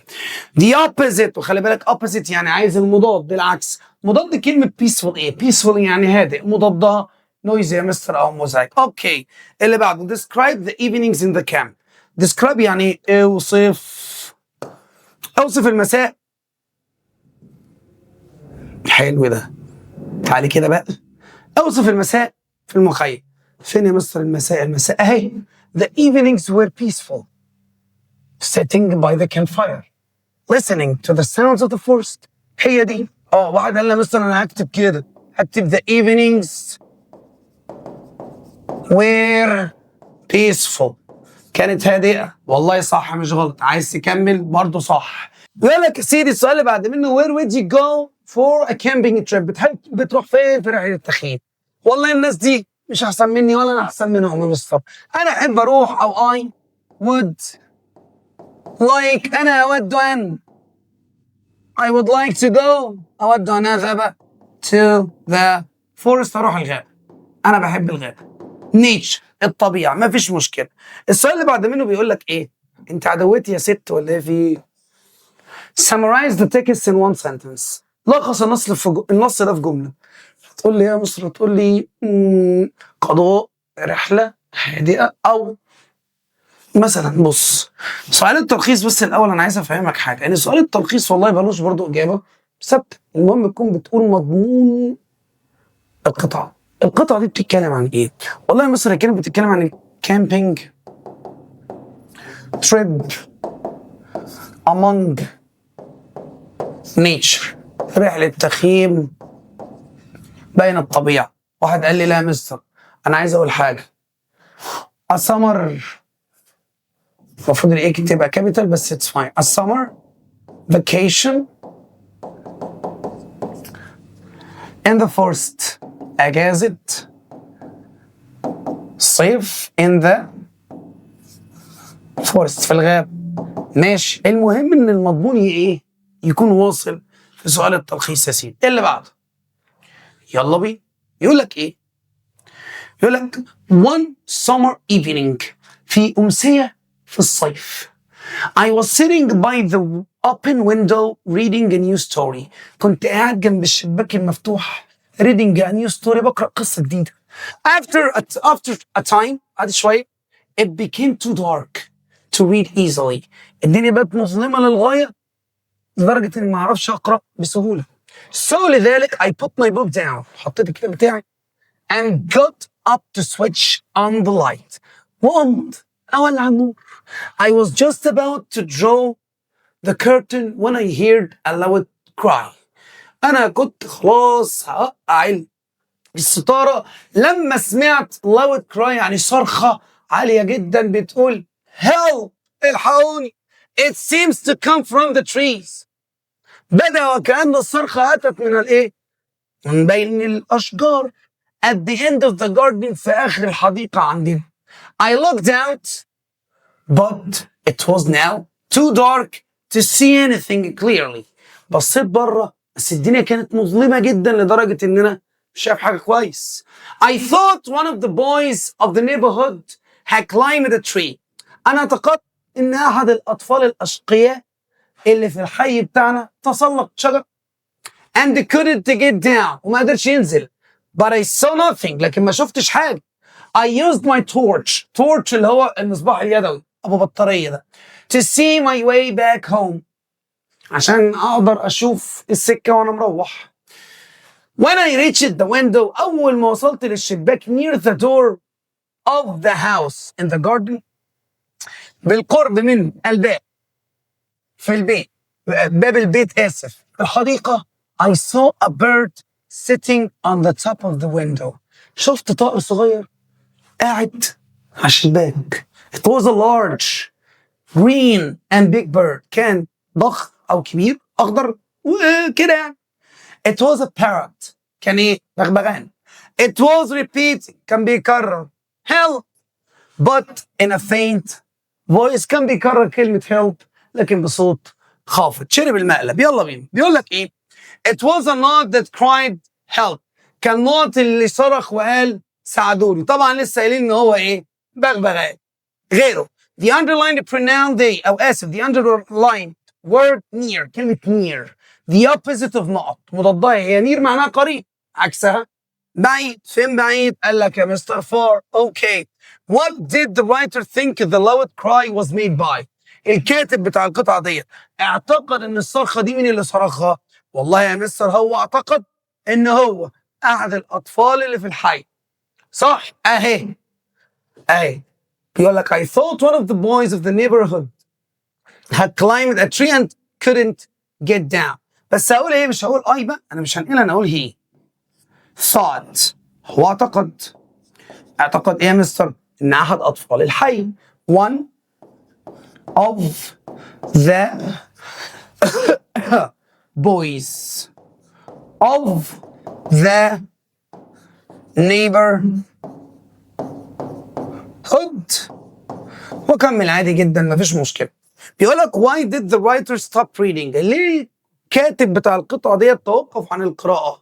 تيجي تقول لي يا مستر عادي because it became too dark to read easily. الدنيا بقت مظلمه لدرجه ان هو ما يقدرش يقرا بسهوله. بس خد بالك في سؤال القطعه لما يسال بواي لازم اجاوب عليه because ومش في سؤال القطعه بس، ده في القطعه وين؟ dialogue. واكتب الاجابه اللي انا قلت لك عليها ان الدنيا اصبحت مظلمه. Where was the writer sitting؟ الكاتب كان قاعد فين؟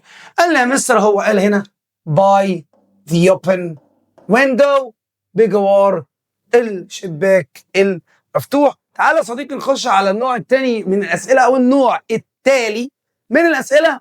خليك معايا. تعالى بقى يا سيدي دلوقتي نتكلم عن السؤال الاكثر طلبا والاكثر جدلا وهو سؤال الريرايت.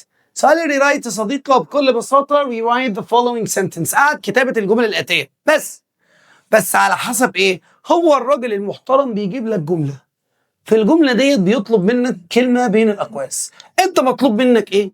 والله انا مطلوب مني نخلي الكلمه دي في الجمله دي وغير ما يلزم بس على حسب القاعده. يعني لازم اراعي القواعد بتاعتي او قواعد الجرامر بتاعتي. قواعد الجرامر وقع منك هسيب لك في اللينك او في الديسكريبشن تحت اللينك بتاع مراجعه الجرامر كامل يا سيدي في ساعه واحده.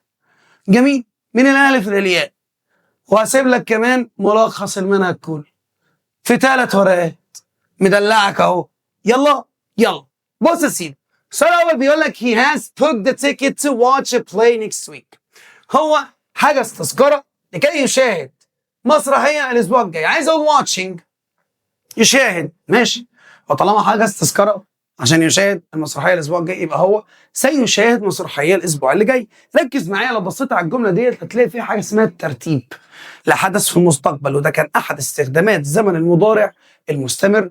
طالما مضارع مستمر يا سيدي يعني لازم اقول فاعل بعدين am is are والفعل مضاف له ing. طب تعالى هنبدا بالفعل اللي هو مين؟ هي. طب وبعد اللي هي مستر am او is او are يبقى is ايه؟ طلب مني الراجل المحترم كلمه watching، وبعد watching هيشاهد ايه الراجل ده؟ هيشاهد play مسرحيه، وبعدين next week. شكرا يا مستر ده الجمله شكلها تشقلب. ايوه ما انت لو عارف القواعد الدنيا هتظبط معاك. تعالى يقول لك how long do you spend using technology every day؟ السؤال ده حلو قوي. بيقول لك كام المده اللي حضرتك بتقضيها باستخدام التكنولوجيا كل يوم؟ طلب مني ايه؟ how many يعني كام عدد؟ ماشي ما انا هسال عن عدد ايه؟ والله يا مستر انا ممكن اسال عن عدد المرات اللي بتستخدم فيها التكنولوجيا معايا. ممكن اسال عن عدد الساعات. وخد بالك من دي بقى، انا عايز اقول لك على حاجه مهمه جدا. ايه يا مستر؟ هقول لك. بص يا سيدي خصوصا في سؤال الريرايت ماله؟ قال لك لما يجي يقول لك مثلا سؤال بيبدأ ب how long ويطلب منك من الأقواس how many. دي بتتغير تبقى how many hours. كم عدد الساعات؟ لأن how long بتسأل عن الوقت أو عن المدة، والمدة بتبقى مثلا ساعات. طب لو جاب لي يا مستر في سؤال الريرايت سؤال بيبدأ ب how often، كم عدد الايه؟ المرات، وطلب منك how many بنخليها how many times، كم عدد المرات. طب تعالى كده نرجع لسؤالنا تاني، تعالى رجعنا لها يا مستر. نعمل كده. يقول لك يا سيدي هنا how long كم المدة، هسأل ب how many ازاي؟ هقول how many كم عدد الايه؟ كم عدد الساعات how many hours. طب وبعدين؟ والله السؤال هيفضل زي ما هو، يعني بعدين الفعل المساعد اللي هو do، بعدين you، بعدين spend، وبعدين هكمل باقي الجملة عادي جدا مفيش أي معضلة. اللي بعده السؤال بيقول لك in my opinion من وجهة نظري it's okay to enjoy your screen أو your screen time. من وجهة نظري عادي إنك تستمتع بوقت الشاشة بتاعك. عايز أقول I think، أنا أظن. هتعمل إيه؟ بص بص بص، ده سؤال أصلا مش جرامر، ده سؤال سكيلز، سؤال فهم، سؤال انا بتعامل مع الكلمات ازاي والاكسبريشنز ازاي. بيقول لك من وجهة نظري، مش ده للتعبير عن الرأي. طب ما هي اي ثينك معناها انا اظن، وده للتعبير عن الرأي، فبالتالي قال لك هقول اي ثينك، انا اعتقد. تعتقد ايه؟ اتس اوكي. والله يا مستر قال لك والله العظيم، وهكمل بالي ايه؟ الجملة عادي. اللي بعد my mother cleans our apartment every day. والدتي بتنظف شقتنا كل يوم.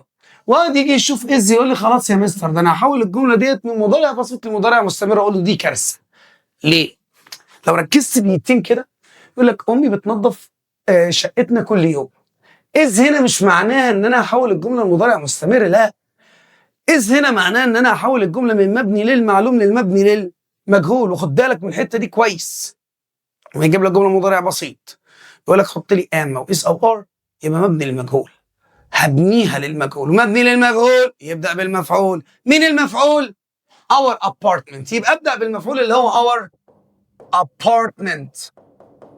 وبعدين يا مصر لازم اقول بعديها يا ام يا اس يا ار. طبعا الشقة مفرد هقول اس زي ما قال لي. بعدين الفعل في التصريف الثالث اللي هي كلمة cleaned، وبعد cleaned هقول every day، كل ايه؟ كل يوم. بس يا مستر مبني المجهول انت قلت لنا بقول باي والفاعل في الاخر. قال لك هقول هنا باي ماي ماذر. السؤال اللي بعد منه حاجه شبيهه ليه، بيقول لي ايه؟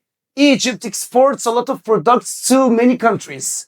مصر بتصدر العديد من المنتجات للكثير من الدول. عايز يقول لك هنا exported. يعني ايه exported؟ ده كده خلى الفعل ماضي. قال لك لا، ده معناه برضو ان انا هبني الجمله للمجهول. ازاي؟ تعالى هنعملها ازاي؟ مستر مصر هي الفاعل، مين المفعول؟ a lot of products، والجمله المبني للمجهول بتبدا بالمفعول، فهبدا ب a lot of products، الكثير من المنتجات. مالها؟ ام ولا اس ولا ار؟ منتجات جمع، فهقول هنا ار. التصريف الثالث اللي هي كلمه exported. بعد exported حط لي يا سيدي باقي الجمله اللي هي to many countries. to many ايه؟ countries. وفي الاخر احط باي والفعل اللي هي باي Egypt. طب معنى الجمله؟ قال لك يا سيدي الكثير من المنتجات بتصدر للعديد من الدول بواسطه مصر. تعالى الجمله دي تخطفك شويه. بيقول لك if water is boiled، لو الميه اتسخنت it turns into vapor، بتتحول لبخار ماء. عايز اخليها if we. if we يعني لو احنا غلينا الميه. ده الجمله المبني المجهول دي عايز ارجعها عاديه. مبني للمعلوم فهو الاف. اف ايه؟ وي. لو احنا عملنا ايه؟ بويل، غلينا ايه؟ الواتر. ايه اللي هيحصل؟ الجمله الثانيه زي ما هي. ماشي. 7 teachers explain their lessons using smart boards. المدرسين بتشرح الدروس باستخدام الشاشات الذكيه. عايزك تقول لي ايه؟ فهمت انت كده؟ هنعمل ايه؟ نبني المجهول. الله ينور عليك. يبقى اقول ايه؟ الدروس او دروس المدرسين. ابدا بتيتشرز lessons دروس المدرسين. ما تنساش أبصرف اس الملكية دي. دروس المدرسين مالها مفرد ولا جمع؟ جمع. أقول التصريف الثالث من explain تبقى explained. explained إيه؟ نكمل بقى الجملة اللي هي using smart boards باستخدام الشاشات الذكية، وفي الآخر تقول by teachers. اللي بعد we should follow the traffic rules. ينبغي أن نتبع قواعد المرور. طلب منك بي، تيجي تقول لي إيه بي دي يا أستاذ؟ أقول لك تعالى بمفكرك. أي جملة بيكون فيها can should must may المفروض يجي بعديها الفعل في المصدر. حلو، بس لو طلب منك بي ده معناه ان انا هبني الجمله للمجهول. ليه؟ لان الافعال ديت المبني المجهول بتاعها ان انا بقول should be والتصريف الثالث. تعالى هنبدا بالايه؟ بالمفعول. المفعول اللي هي the traffic rules. يلا بينا. the traffic rules قواعد المرور. مالها؟ should. بعد الشود هنقول be. الله ينور عليك. والتصريف الثالث should be followed. وبعديها هتقول by مين؟ by us. by us. تعرف us جت منين؟ ارجع للفيديو بتاع الجرامر وان شاء الله هتعرف كل التفاصيل دي. 9 it's important to get up early. من الضروري ان تستيقظ مبكرا. عايز اقول لك you should. ماشي، ومين اللي هيستيقظ مبكرا؟ انت. فهقول ايه؟ you should. تعال هقول you should. انت يجب ان ايه؟ تستيقظ مبكرا. get up early. بس كده. you should get up early. اللي بعده يقول لك يا سيدي a lot of videos are downloaded from the internet. الكثير من الفيديوهات والتصريف الثالث دي مبني للمجهول. طلب منك تبدا الجمله ب people. بيقول لك الكثير من الفيديوهات بيتم تحميلها من على الانترنت. لما ابدا بكلمه people اللي هم الناس، معناها كده ان اقول ان الناس بتحمل فيديوز من على الانترنت. انا ارجع الجمله مبني للمعلوم. هبدا بالفاعل اللي هي كلمه people. الناس بيعملوا ايه؟ بيداونلود. بيداونلود ايه؟ بيحملوا ايه؟ a lot of videos. a lot of videos. ايوه بسم الله. وبعدين الناس بتحمل كثير من الفيديوهات. كمل بقى الجمله اللي هي from the internet. السؤال اللي بعده بيقول we use the metro to go to and from our work. احنا بنستخدم المترو للذهاب الى ومن العمل. نحن نروح ونرجع من الشغل. جايب لك از، هتقول لي جمله مضارع بسيط. لما يطلب فيها ام واز وار يبقى مبني للمجهول. حدد المفعول. مين؟ المترو. ابدا بالمفعول يا مستر اللي هو ذا مترو. جميل. وبعدين ام او از او ار وطلب مني از تبقى از. بعدها التصريف الثالث. التصريف الثالث من ايه؟ من يوز اللي هي كلمه used. المترو بيستخدم. وبعدين to go to and from our work. جميل جميل. اللي بعده teachers reward good students for their work. المدرسين بتكافئ الطلاب الجيدة لأجل عملهم. عايز are. هبني الجملة للمجهول. تعال هنعمل ايه؟ هنبدأ بالمفعول اللي هم good students. ادي الجود. سوري المفروض الحرف الأول يبقى كابيتال. عذرا. good students الطلاب الجيدون. مالهم؟ بيتكافئوا وهم جمع فهقول ار. بعدين التصريف الثالث من reward فتبقى rewarded. وبعد rewarded يا مستر المفروض اكمل باقي الجمله اللي هي for their work لاجل عملهم. اللي بعده students should keep their school clean. الطلاب ينبغي ان يبقوا مدرستهم نظيف. عايز اقول بي مع should يبقى مبني للمجهول. ابدا بمين؟ بالمفعول. مين المفعول؟ their school. بس مش هقولها their school بقى، هقول مدرسة الطلاب. يبقى students. ما تنساش ايه؟ apostrophe اس الملكية. students school مدرسة الطلاب. مالها؟ should. بعد الشد في المبني المجهول بنقول be. وبعد البي التصريف الثالث اللي هي كلمة kept. بعد kept كمل بقى الجملة اللي هي كلمة clean. الذي يليه A lot of messages are sent on the internet. الكثير من الرسائل بترسل على الانترنت. عايز ابدا ب people الناس. الجمله دي مجهول ارجعها معلوم. ابدا بكلمه people الناس. نالهم يرسلوا اللي هي كلمه send. مستر انت جبت الفعل هنا في المصدر. ايوه ما انا برجع الفعل لاصله. وبعد send الناس بترسل ايه؟ رسائل. بس الكثير من الرسائل هي lot of messages on.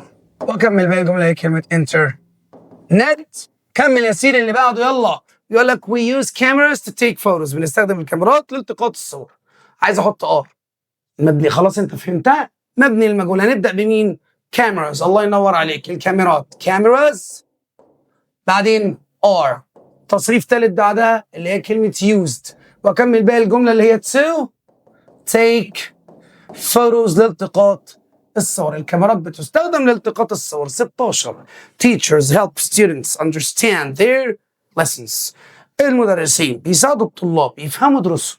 عايز اقول are يعني مبني للمجهول. مين المفعول؟ الطلاب. فهقول students الطلاب. مالهم؟ ايوه ليس ولا are بعد الار تصريف ثالث are helped يتم مساعدتهم. كمل بقى الجمله. هقول ايه؟ understand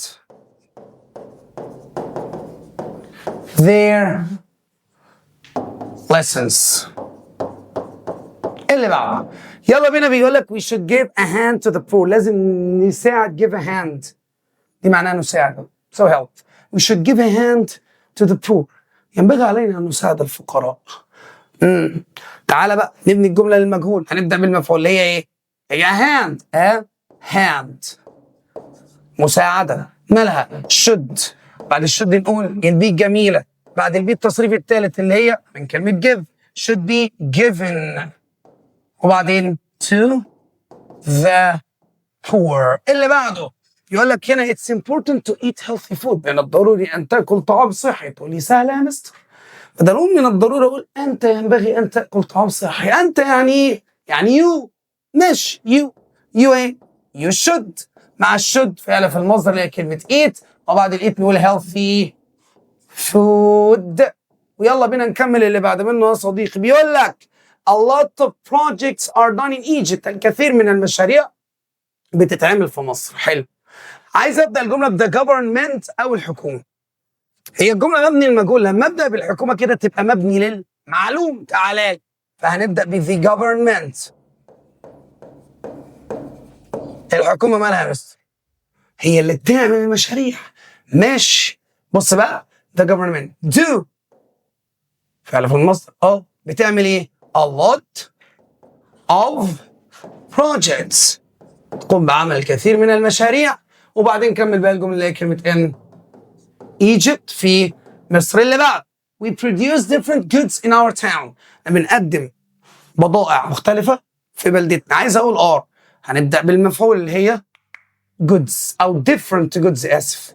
بضائع مختلف different goods. بعد different goods نعمل ايه؟ اما واذا وار. طبعا هنا هنقول are بعديها تصريف ثالث من كلمه produce تبقى produced. وبعد produced in our town. يلا بينا نخش على اللي بعده. ايه هو اللي بعده؟ قال لي يا مستر يخش على القواعد بتاعه الرابط. يلا بينا نسير نخش على السؤال رقم 21. بيقول لك when Mr. Ali entered the class the students were doing a project. الريرايت في جزئيه يونت 3 ديت اللي ماضي بسيط وماضي مستمر والرابط برضه ان شاء الله احنا قلناه بالتفصيل في حته او فيديو جرامر. الموضوع سلس جدا وسهل خالص بس في ناس بتحب تعقد الامور. بص يا سيدي احنا عارفين كده ان انت عندك في ثانيه اعدادي ان وايل هي نقيض واي. يعني وين ووايل الاثنين عكس بعض. بس هي الفكره كلها ان انا عارف ايه بيجي مع ايه والكلام ده. بص انا بدات الجمله بوين بعدها جه ماضي بسيط والجمله الثانيه ماضي مستمر. طلب منك ايه؟ طلب مني وايل. خد بالك الوايل الدبليو هنا كابيتال ولا سمول؟ كابيتال. فبالتالي هنبدا الجمله بوايل. ماشي. بدانا يا مستر بوايل واحنا متفقين ان ما ينفعش اثنين روابط يجوا مع بعض فشلنا وين. وايل بيجي بعد منها ماضي مستمر اللي هي الجمله دي ولا دي؟ هي الجمله دي وايل the students. حلو الكلام؟ انت هتضحك على نفسك دلوقتي. هي علقت لا اله الا الله. بسم الله. انت تعبتي؟ انا لسه ما تعبتش. بسم الله. يا كده ماشي هشتغل فيه. The students الطلاب were doing a project.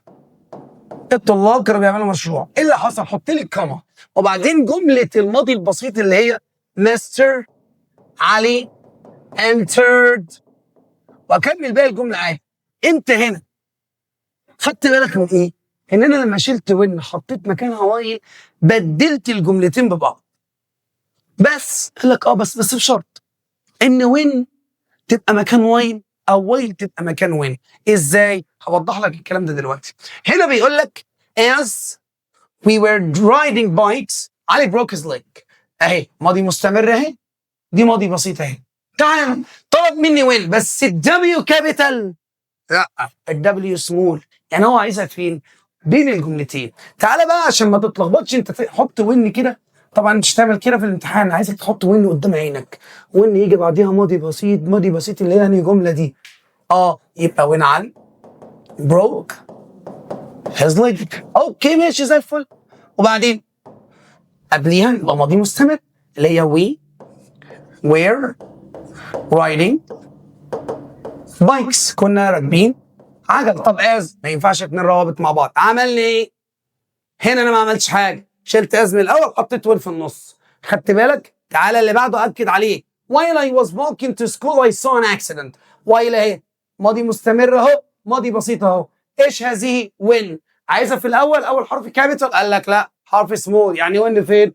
في المنتصف يا استاذ. هنشيل واي وبعدين حطينا وين في النص، وان بيجي بعدها ماضي بسيط يعني الجمله دي زي ما هي، قبلها ماضي مستمر الجمله دي زي ما هي، وتوته توته خلصت الحدوته. دي الجزئيه بتاعت وايل وين بس. لازم تشوفوا الموضوع ضخم جدا بس الموضوع سلس. تعالى كده. They were playing tennis when it started to rain. دي ماضي مستمر دي ماضي بسيط ايوه. فين الرابط؟ وين في النص اهي. عايز ايه؟ عايز مني وايل يا مستر. وايل طالبها مني فين؟ اول حرف كابيتال يعني عايزها في اول الكلام ادي وايل.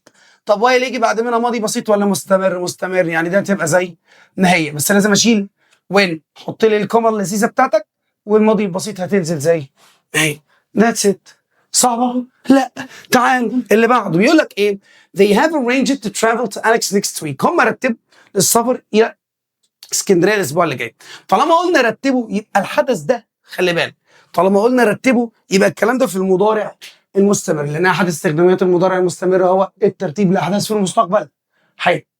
طب المضارع المستمر كان بيتكون من ايه؟ والله يا مستر فاعل بعدين ام ويز وار والفعل مضاف له اي ان جي.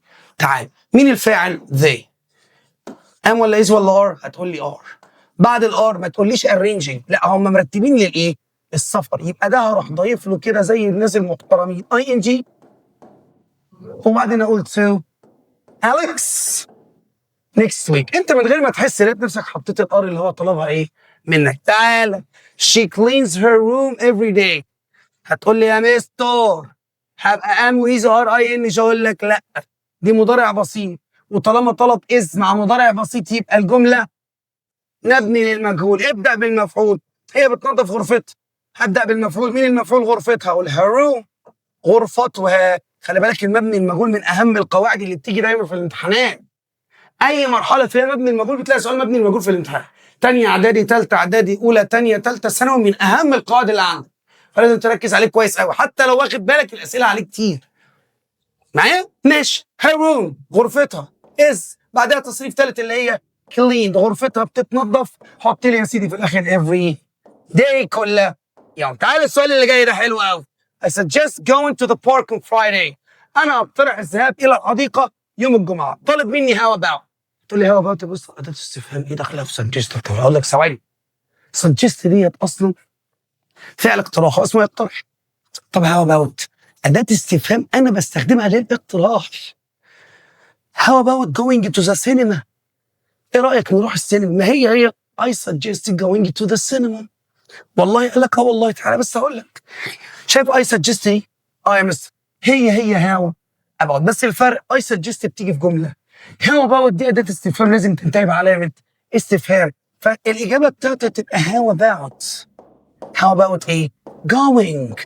الله عليا to the park on Friday. ماذا عن الذهاب الى الحديقه ايام الجمعه؟ تعالى اللي بعد يقول لك ايه؟ he didn't win the race, he hurt his knee. هو ما فازش بالسباق، هو اذى رجله، اتعور في رجليه. حلو ده. طلب مني because. احنا عارفين because معناها لان. انا لما اتكلمنا في الحته ديت قواعد الروابط because but although so ملهاش اي علاقه بقاعده ثابته اللي هو 1 زائد 1 يساوي 2، ده حسب المعنى. تعالى كده، هو فاز بالسباق، ما فازش بالسباق ليه؟ عشان اذى رجله. يبقى الجمله دي سبب ودي نتيجه، واحنا عارفين ان كلمه because بيجي بعد منها السبب اللي هو ايه؟ because he hurt his knee. ايه الكلام؟ ما فازش.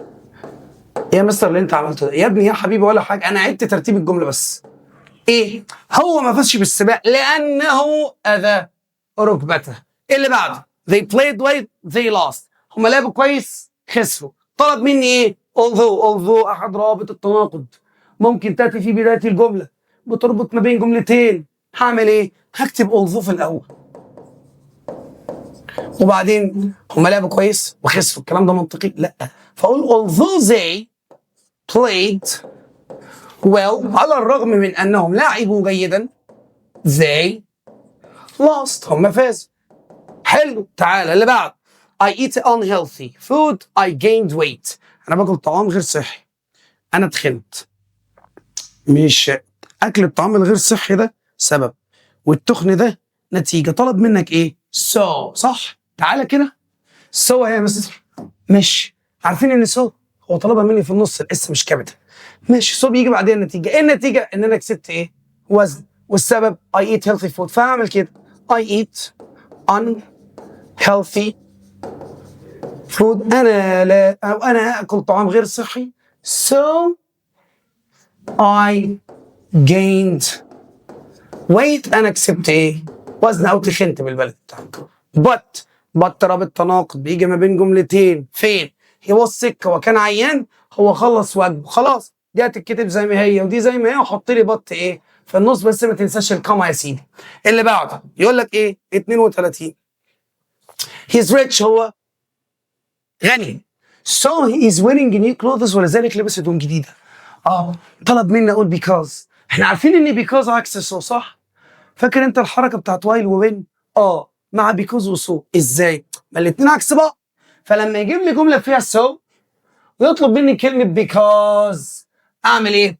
شيل so. ماشي، حط مكانها because. اوكي، واعمل ايه؟ ابدل ما بين الجملتين. يعني ايه؟ يعني اقول لك he is wearing new clothes because he is rich. اللي بعد عمر walked slowly because he was tired. طلب مني so والجمله فيها ايه؟ because. شيل because، حط مكانها so. وهنعمل ايه؟ هنبدل بين الجملتين زي السؤال اللي قبله. اللي بعد نفس الفكره، عندي so طلب مني because. شيل so حط because وبدل بين الجملتين يا صديقي. طيب افرض بقى جاب لي جمله فيها although وعايز كلمه but، هنبدل ولا كده؟ لا. بص، although she doesn't draw well she participated in the competition. على الرغم من ان هي ما بترسمش كويس هي شاركت في المسابقه. عشان تقول بط كده عارفين ان بط مكانها هنا كده، وعارفين ان بط بيجي قبلها كوما كده صح؟ فبالتالي لازم اشيل although. هبدل الجملتين. لا والله she doesn't draw well ما بترسمش كويس لكن she participated in the competition. شكرا. زي السؤال اللي بعده يقول لك علي always smile although he is facing many problems. هنعمل ايه؟ شيل although حط but ما تنساش الكوما اللي قبل but والجملتين هينزلوا زي ما هو. تعال خش معايا بقى على اسئله المقارنه والتفضيل، ودي اسئله مقربه الى قلبي. يقول لك ايه؟ No month is hotter than August in Egypt. مفيش شهر احر او اكثر حراره من شهر اغسطس في مصر. طلب مني هنا hottest. كلمه hottest هي صيغه تفضيل من كلمه hot، فبالتالي انا عايز احول الجمله من مقارنه لايه؟ تفضيل بس. بالك مفيش شهر اكثر حراره من شهر اغسطس، ده معناه ان شهر اغسطس هو اكثر الشهور حراره في مصر. صح؟ صح. تعالى كده نعملها ازاي؟ فاكر انت قاعده التفضيل يا مستر؟ كنا بنبدا بالطرف اللي انا بتكلم عنه ان هو ايه؟ August. ماشي. بعدين فيرب تو بي اللي هو اس. صيغه التفضيل ذا صفه اخرها اي اس تي، يبقى ذا هارست. لا سوري انا نسيت ذا، واحد اندمج. لا اله الا الله. ذا هارست. ذا هارست دي معناها الاكثر حراره. هو اكثر ايه؟ هو شهر اغسطس ده يعتبر ايه؟ August is the hottest month. اكثر الشهور حراره فين؟ in Egypt. كلام سليم، كلام سليم. اللي بعده يقول لك هنا I have never read a more exciting story than the letter inventor. انا عمري ما قرأت قصة حماسية اكتر من قصة المخترع الصغير. عايز اقول most. ده هنا جايب لي مور مقرر، عايز most تفضيل. اعمل نفس اللي عملته فوق. هو ايه اللي حماسية جدا؟ هو الاكثر حماسة قصة The Little Inventor. خلاص ابدأ بيها لان هي الشخص المفضل. بس هاتالي كده ليه؟ لان ده اسم رواية بيجي ما بين علامات تنصيص، فاقول ذا Little Inventor. مالها؟ مش دي قصة؟ يبقى اس حط لي ذا.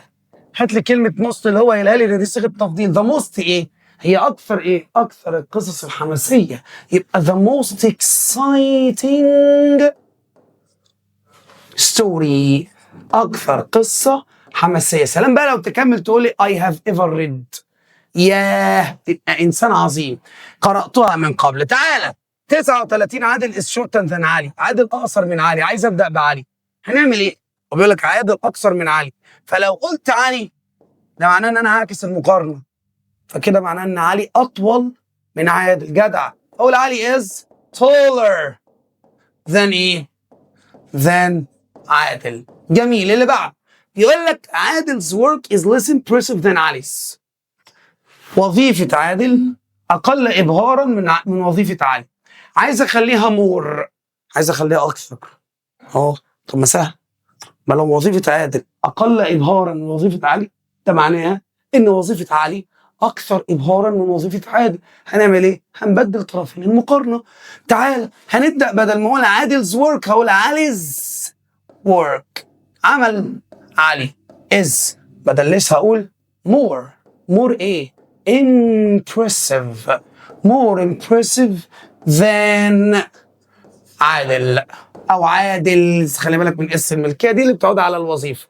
اللي بعد شهر رقم 41 بيقول I don't have much money so I can't buy a new mobile. بص يا سيدي، اعلى حاجه في حالات اف. مبدئيا انت عندك حاله اولى وحاله ثانيه، صح؟ قلت لك في الفيديو اللي فات ازاي نفرق ما بين الاثنين، صح؟ لو ما شفتش الفيديو هسيب لك اللينك زي ما قلت لك في الديسكربشن. شوفه ضروري لانه هيظبط معاك حاجات كتير جدا. تعالى ايه دي؟ حلوه قوي دي اهم حاجه في الموضوع. قال لك كلمه بيكوز وجودها في حاله من حالات اف، ده معناه ان احنا يمين شمال كده نشتغل بالحاله الثانيه. معايا؟ هنشتغل بالحاله الثانيه. ليه؟ لان الحاله الثانيه اصلا بتعبر عن شيء عكس الحاضر، او بيكوز بتعبر عن شيء في الحاضر. معايا؟ خلي بالك انا مش غني. حلو، انا دلوقتي مش غني والله، فمش عارف اشتري تليفون. ده الواقع، صح؟ حالة اف التانية بتعبر عن شيء عكس الواقع او عكس الحاضر. فبالتالي لما اقول لك ان في حاجة حقيقية دلوقتي، لما يقول لك حط اف معناها ان انت هتشتغل بالحالة الكام؟ التانية. اختصارا للي انا قلته، اول ما تلاقي او بيكاز يطلب منك اف اعرف ان انت هتشتغل بالحالة التانية. والحالة التانية اف يجي بعد منها ماضي بسيط، والجملة التانية بتبقى would او wouldn't والفعل في المصدر. تعال نشوف هنعملها ازاي. انا مش معايا فلوس كفايه لذلك انا مش عارف اشتري تليفون. يبقى لو انا معايا فلوس كنت اشتريت. صح؟ تعالى هقول اف. لو انا معايا بس ديت اخليها ماضي بسيط، يبقى if I had much money. لو معايا فلوس كفايه ايه اللي هيحصل؟ اوعى تقول لي بقى ايه هتتشال. ما ينفعش، قلنا اتنين روابط مع بعض ما ينفعش، واف اصلا تعتبر رابط. if I had much money لو كان معايا فلوس كتير هنا المفروض اقول ايه؟ would. بس انا قلت لك انا ممكن اقول would او could على حسب، لو جاب لي هنا will هقول would، كان تبقى could، فهنا هقول ايه؟ I could buy a new mobile. لو كان معايا فلوس كنت اشتريت تليفون. 42 we should keep our country clean. لازم نخلي بلدنا نظيفة. حط بيه معناها ايه؟ ده should في الجملة ومعاها بيه. ده كده يا مستر معناها ايه؟ معناها ان انا اخلي الجملة مبني للمجهول. هبدأ بايه؟ هبدأ بدولتي اللي هي our country، دولتنا. مالها؟ should. ايوه بعد الشود نقول be، بعد البي الفعل في التصريف. التالت يبقى should be kept clean، يجب ان تبقى نظيفه. السؤال اللي بعده it's his habit to get up early. عادته انه يصحى بدري. عايز اقول gets. حلوه قوي السؤال ده، وسؤال على فكره تراكمي. بيقول لك من عادته ان هو يستيقظ مبكرا، ده بالتالي ان هو دايما بيستيقظ مبكرا. هو يعني ايه هي؟ دائما يعني always. خد بالك انا فاهمك always دي جت منين. بعدين جيتس. ليه جيتس؟ لان ديت مضارع بسيط وهي بيجي معاه الفعل مضاف له اس او اي اس او اي اس. مش جيتس اب ايرلي. طب يا مستو ايه يا حبيبي؟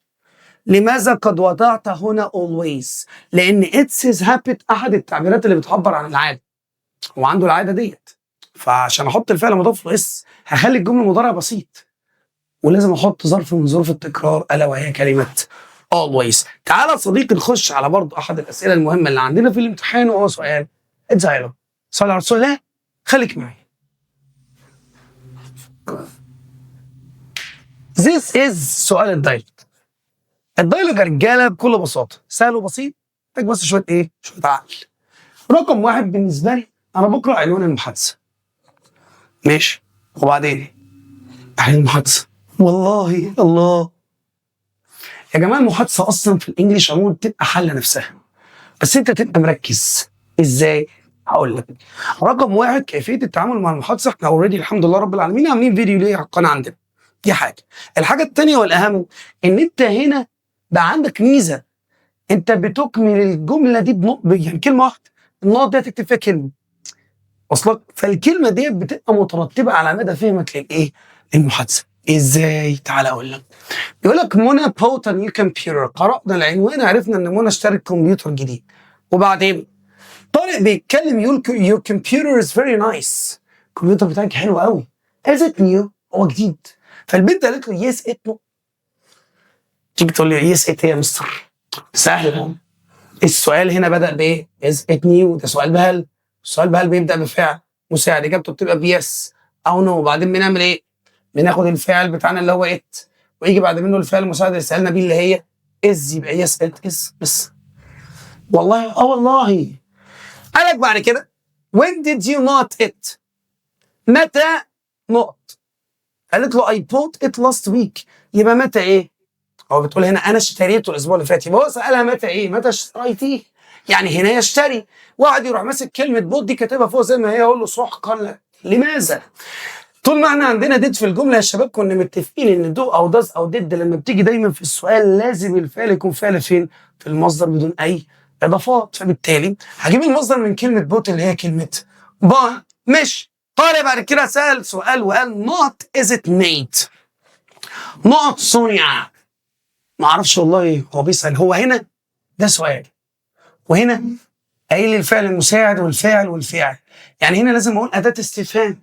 ما اقدرش احدد اداه الاستفهام اللي مشهور في الاجابه اللي بعدها. بصيت على الاجابه لقيت بيقول اتس ميد ان جابان، مصنوع في اليابان. ماشي، يبقى اسالها ايه؟ اين صنع؟ اين يعني ايه؟ وير. حلو، فاقول هنا ايه؟ وير از ات ميد. وبعد قال لك كان يو يوز ات ويل؟ تقدري تستخدميه كويس؟ والله يا منى قالت يس نقط كان. يس ماشي، وبعدين قلنا بنجيب الفاعل وبعدين الفعل المساعد. جاب لي الفعل المساعد اللي هي كان. الفاعل مين؟ يو، واليو متفقين ان هي تتحول تبقى ايه؟ تبقى اي. حلو. المحادثه اللي بعدها صديقي بتقول ماريا اند هند ار توكينج اباوت خان الخليلي. ماريا وهند بيتكلموا عن خان الخليلي. ماريا بتقول هاف يو ايفر فيزيتد خان الخليلي؟ عمرك زرتي خان الخليلي؟ فهند قالت لها نقط اتس فيموس فور اتس بازارز. نقط ده مشهور بالبازارات بتاعته. اكيد زرته. يعني ايه اكيد؟ يعني شور طبعا، او ممكن اقول اوف كورس بالطبع، ده مشهور جدا بالبازارات بتاعته. ماريا سالتها سؤال لا space people أو do people like to visit خان الخليلي. نقط الناس بتحب تزور خان الخليلي. ماشي ده سؤال. والفعل المساعد والدنيا عندي تمام، فعايز أداة استفهام أعرفها منين مين الإجابة. هنا بيقول لك because اوتوماتيكلي الناس اللي شافت الفيديو يقول بس خلاص because ديت يعني سبب، وللسؤال عن السبب بنستخدم أداة الاستفهام why. مش why do people like to visit خان الخليلي؟ قال لك because they can buy beautiful souvenirs there. عشان بيشتروا beautiful souvenirs. اوكي يشتروا هدايا تذكارية. فماريا سألت سؤال تاني، أداة استفهام ايه؟ قال لك not kind of souvenirs they can buy. not انواع الهدايا التذكاريه اللي يقدروا يشتروها. طبعا انت تيجي تقول لي اول حاجه يا مستر انا عارف ان في اداه استفهام اسمها what kind of اللي هي ما نوع، اقول لك مظبوط. فهنا السؤال هيبقى what kind of. ماشي. معناها بعد كده تلاقي do you like to visit it؟ بتحب تزور المكان ده؟ قالت لها yes it's a not place، انه مكان نقط. تيجي تقول يا مستر طب انا اعرف مكان اني، قال لك دي اسمها open answer، إجابة مفتوحة. بس هم عمالين يشكروا في المكان، يعني ما ينفعش أقول it's ugly place مكان سيء، لا لازم يكون حاجة يكون مكان كويس، يعني nice place. ممكن أقول مثلا beautiful place famous place وهكذا fantastic it's a good place. يا سيدي الدنيا ضاقت بيك خالص، مكان جاي. إيش ماشي يا مستر. تعالى اللي بعده بيقول لك إيه؟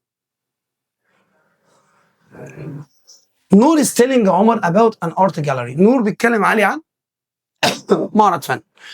فعمر بيقول لها how was your last weekend؟ كيف كانت عطلة نهاية الأسبوع اللي فاتت؟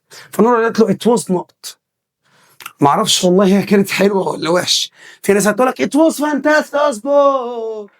اصبر أشوف أتأكد هل الأجازة كانت كويسة ولا لأ. عمر سألها لا نقط did you go نقط ذهبتي؟ قالت له I went to an art gallery in الزمالك. أنا رحت معرض فن في الزمالك. وكملت وقالت it was really fun. الموضوع كان ممتع جدا. إذا الأجازة كانت إيه؟ فل رائعة عظيمة. it was great يا مستر. كانت أجازة إيه؟ مفيش منها. الولد سألها هنا السؤال، قالت له I went to an art gallery، ده أنا رحت معرض فن في الزمالك. يبقى لا أين ذهبتي؟ أين يعني إيه؟ يعني where. اللي بعده والله البنت قالت له هذا رائع، فالولد قال لها that sounds interesting، هذا يبدو مثير للاهتمام. what did you not the most؟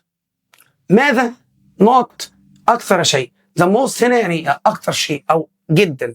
فقالت له I enjoyed the paintings، أنا استمتعت باللوحات. يبقى هو سألها أنت إيه؟ استمتعتي بإيه؟ حلو. فهنا هقول enjoyed. قال لك لا لسه قايل لك طول ما أنا عندي ضد الفعل هنا يبقى فين؟ في المصدر، فأقول enjoy. What did you enjoy most؟ بماذا استمتعت أكثر شيء؟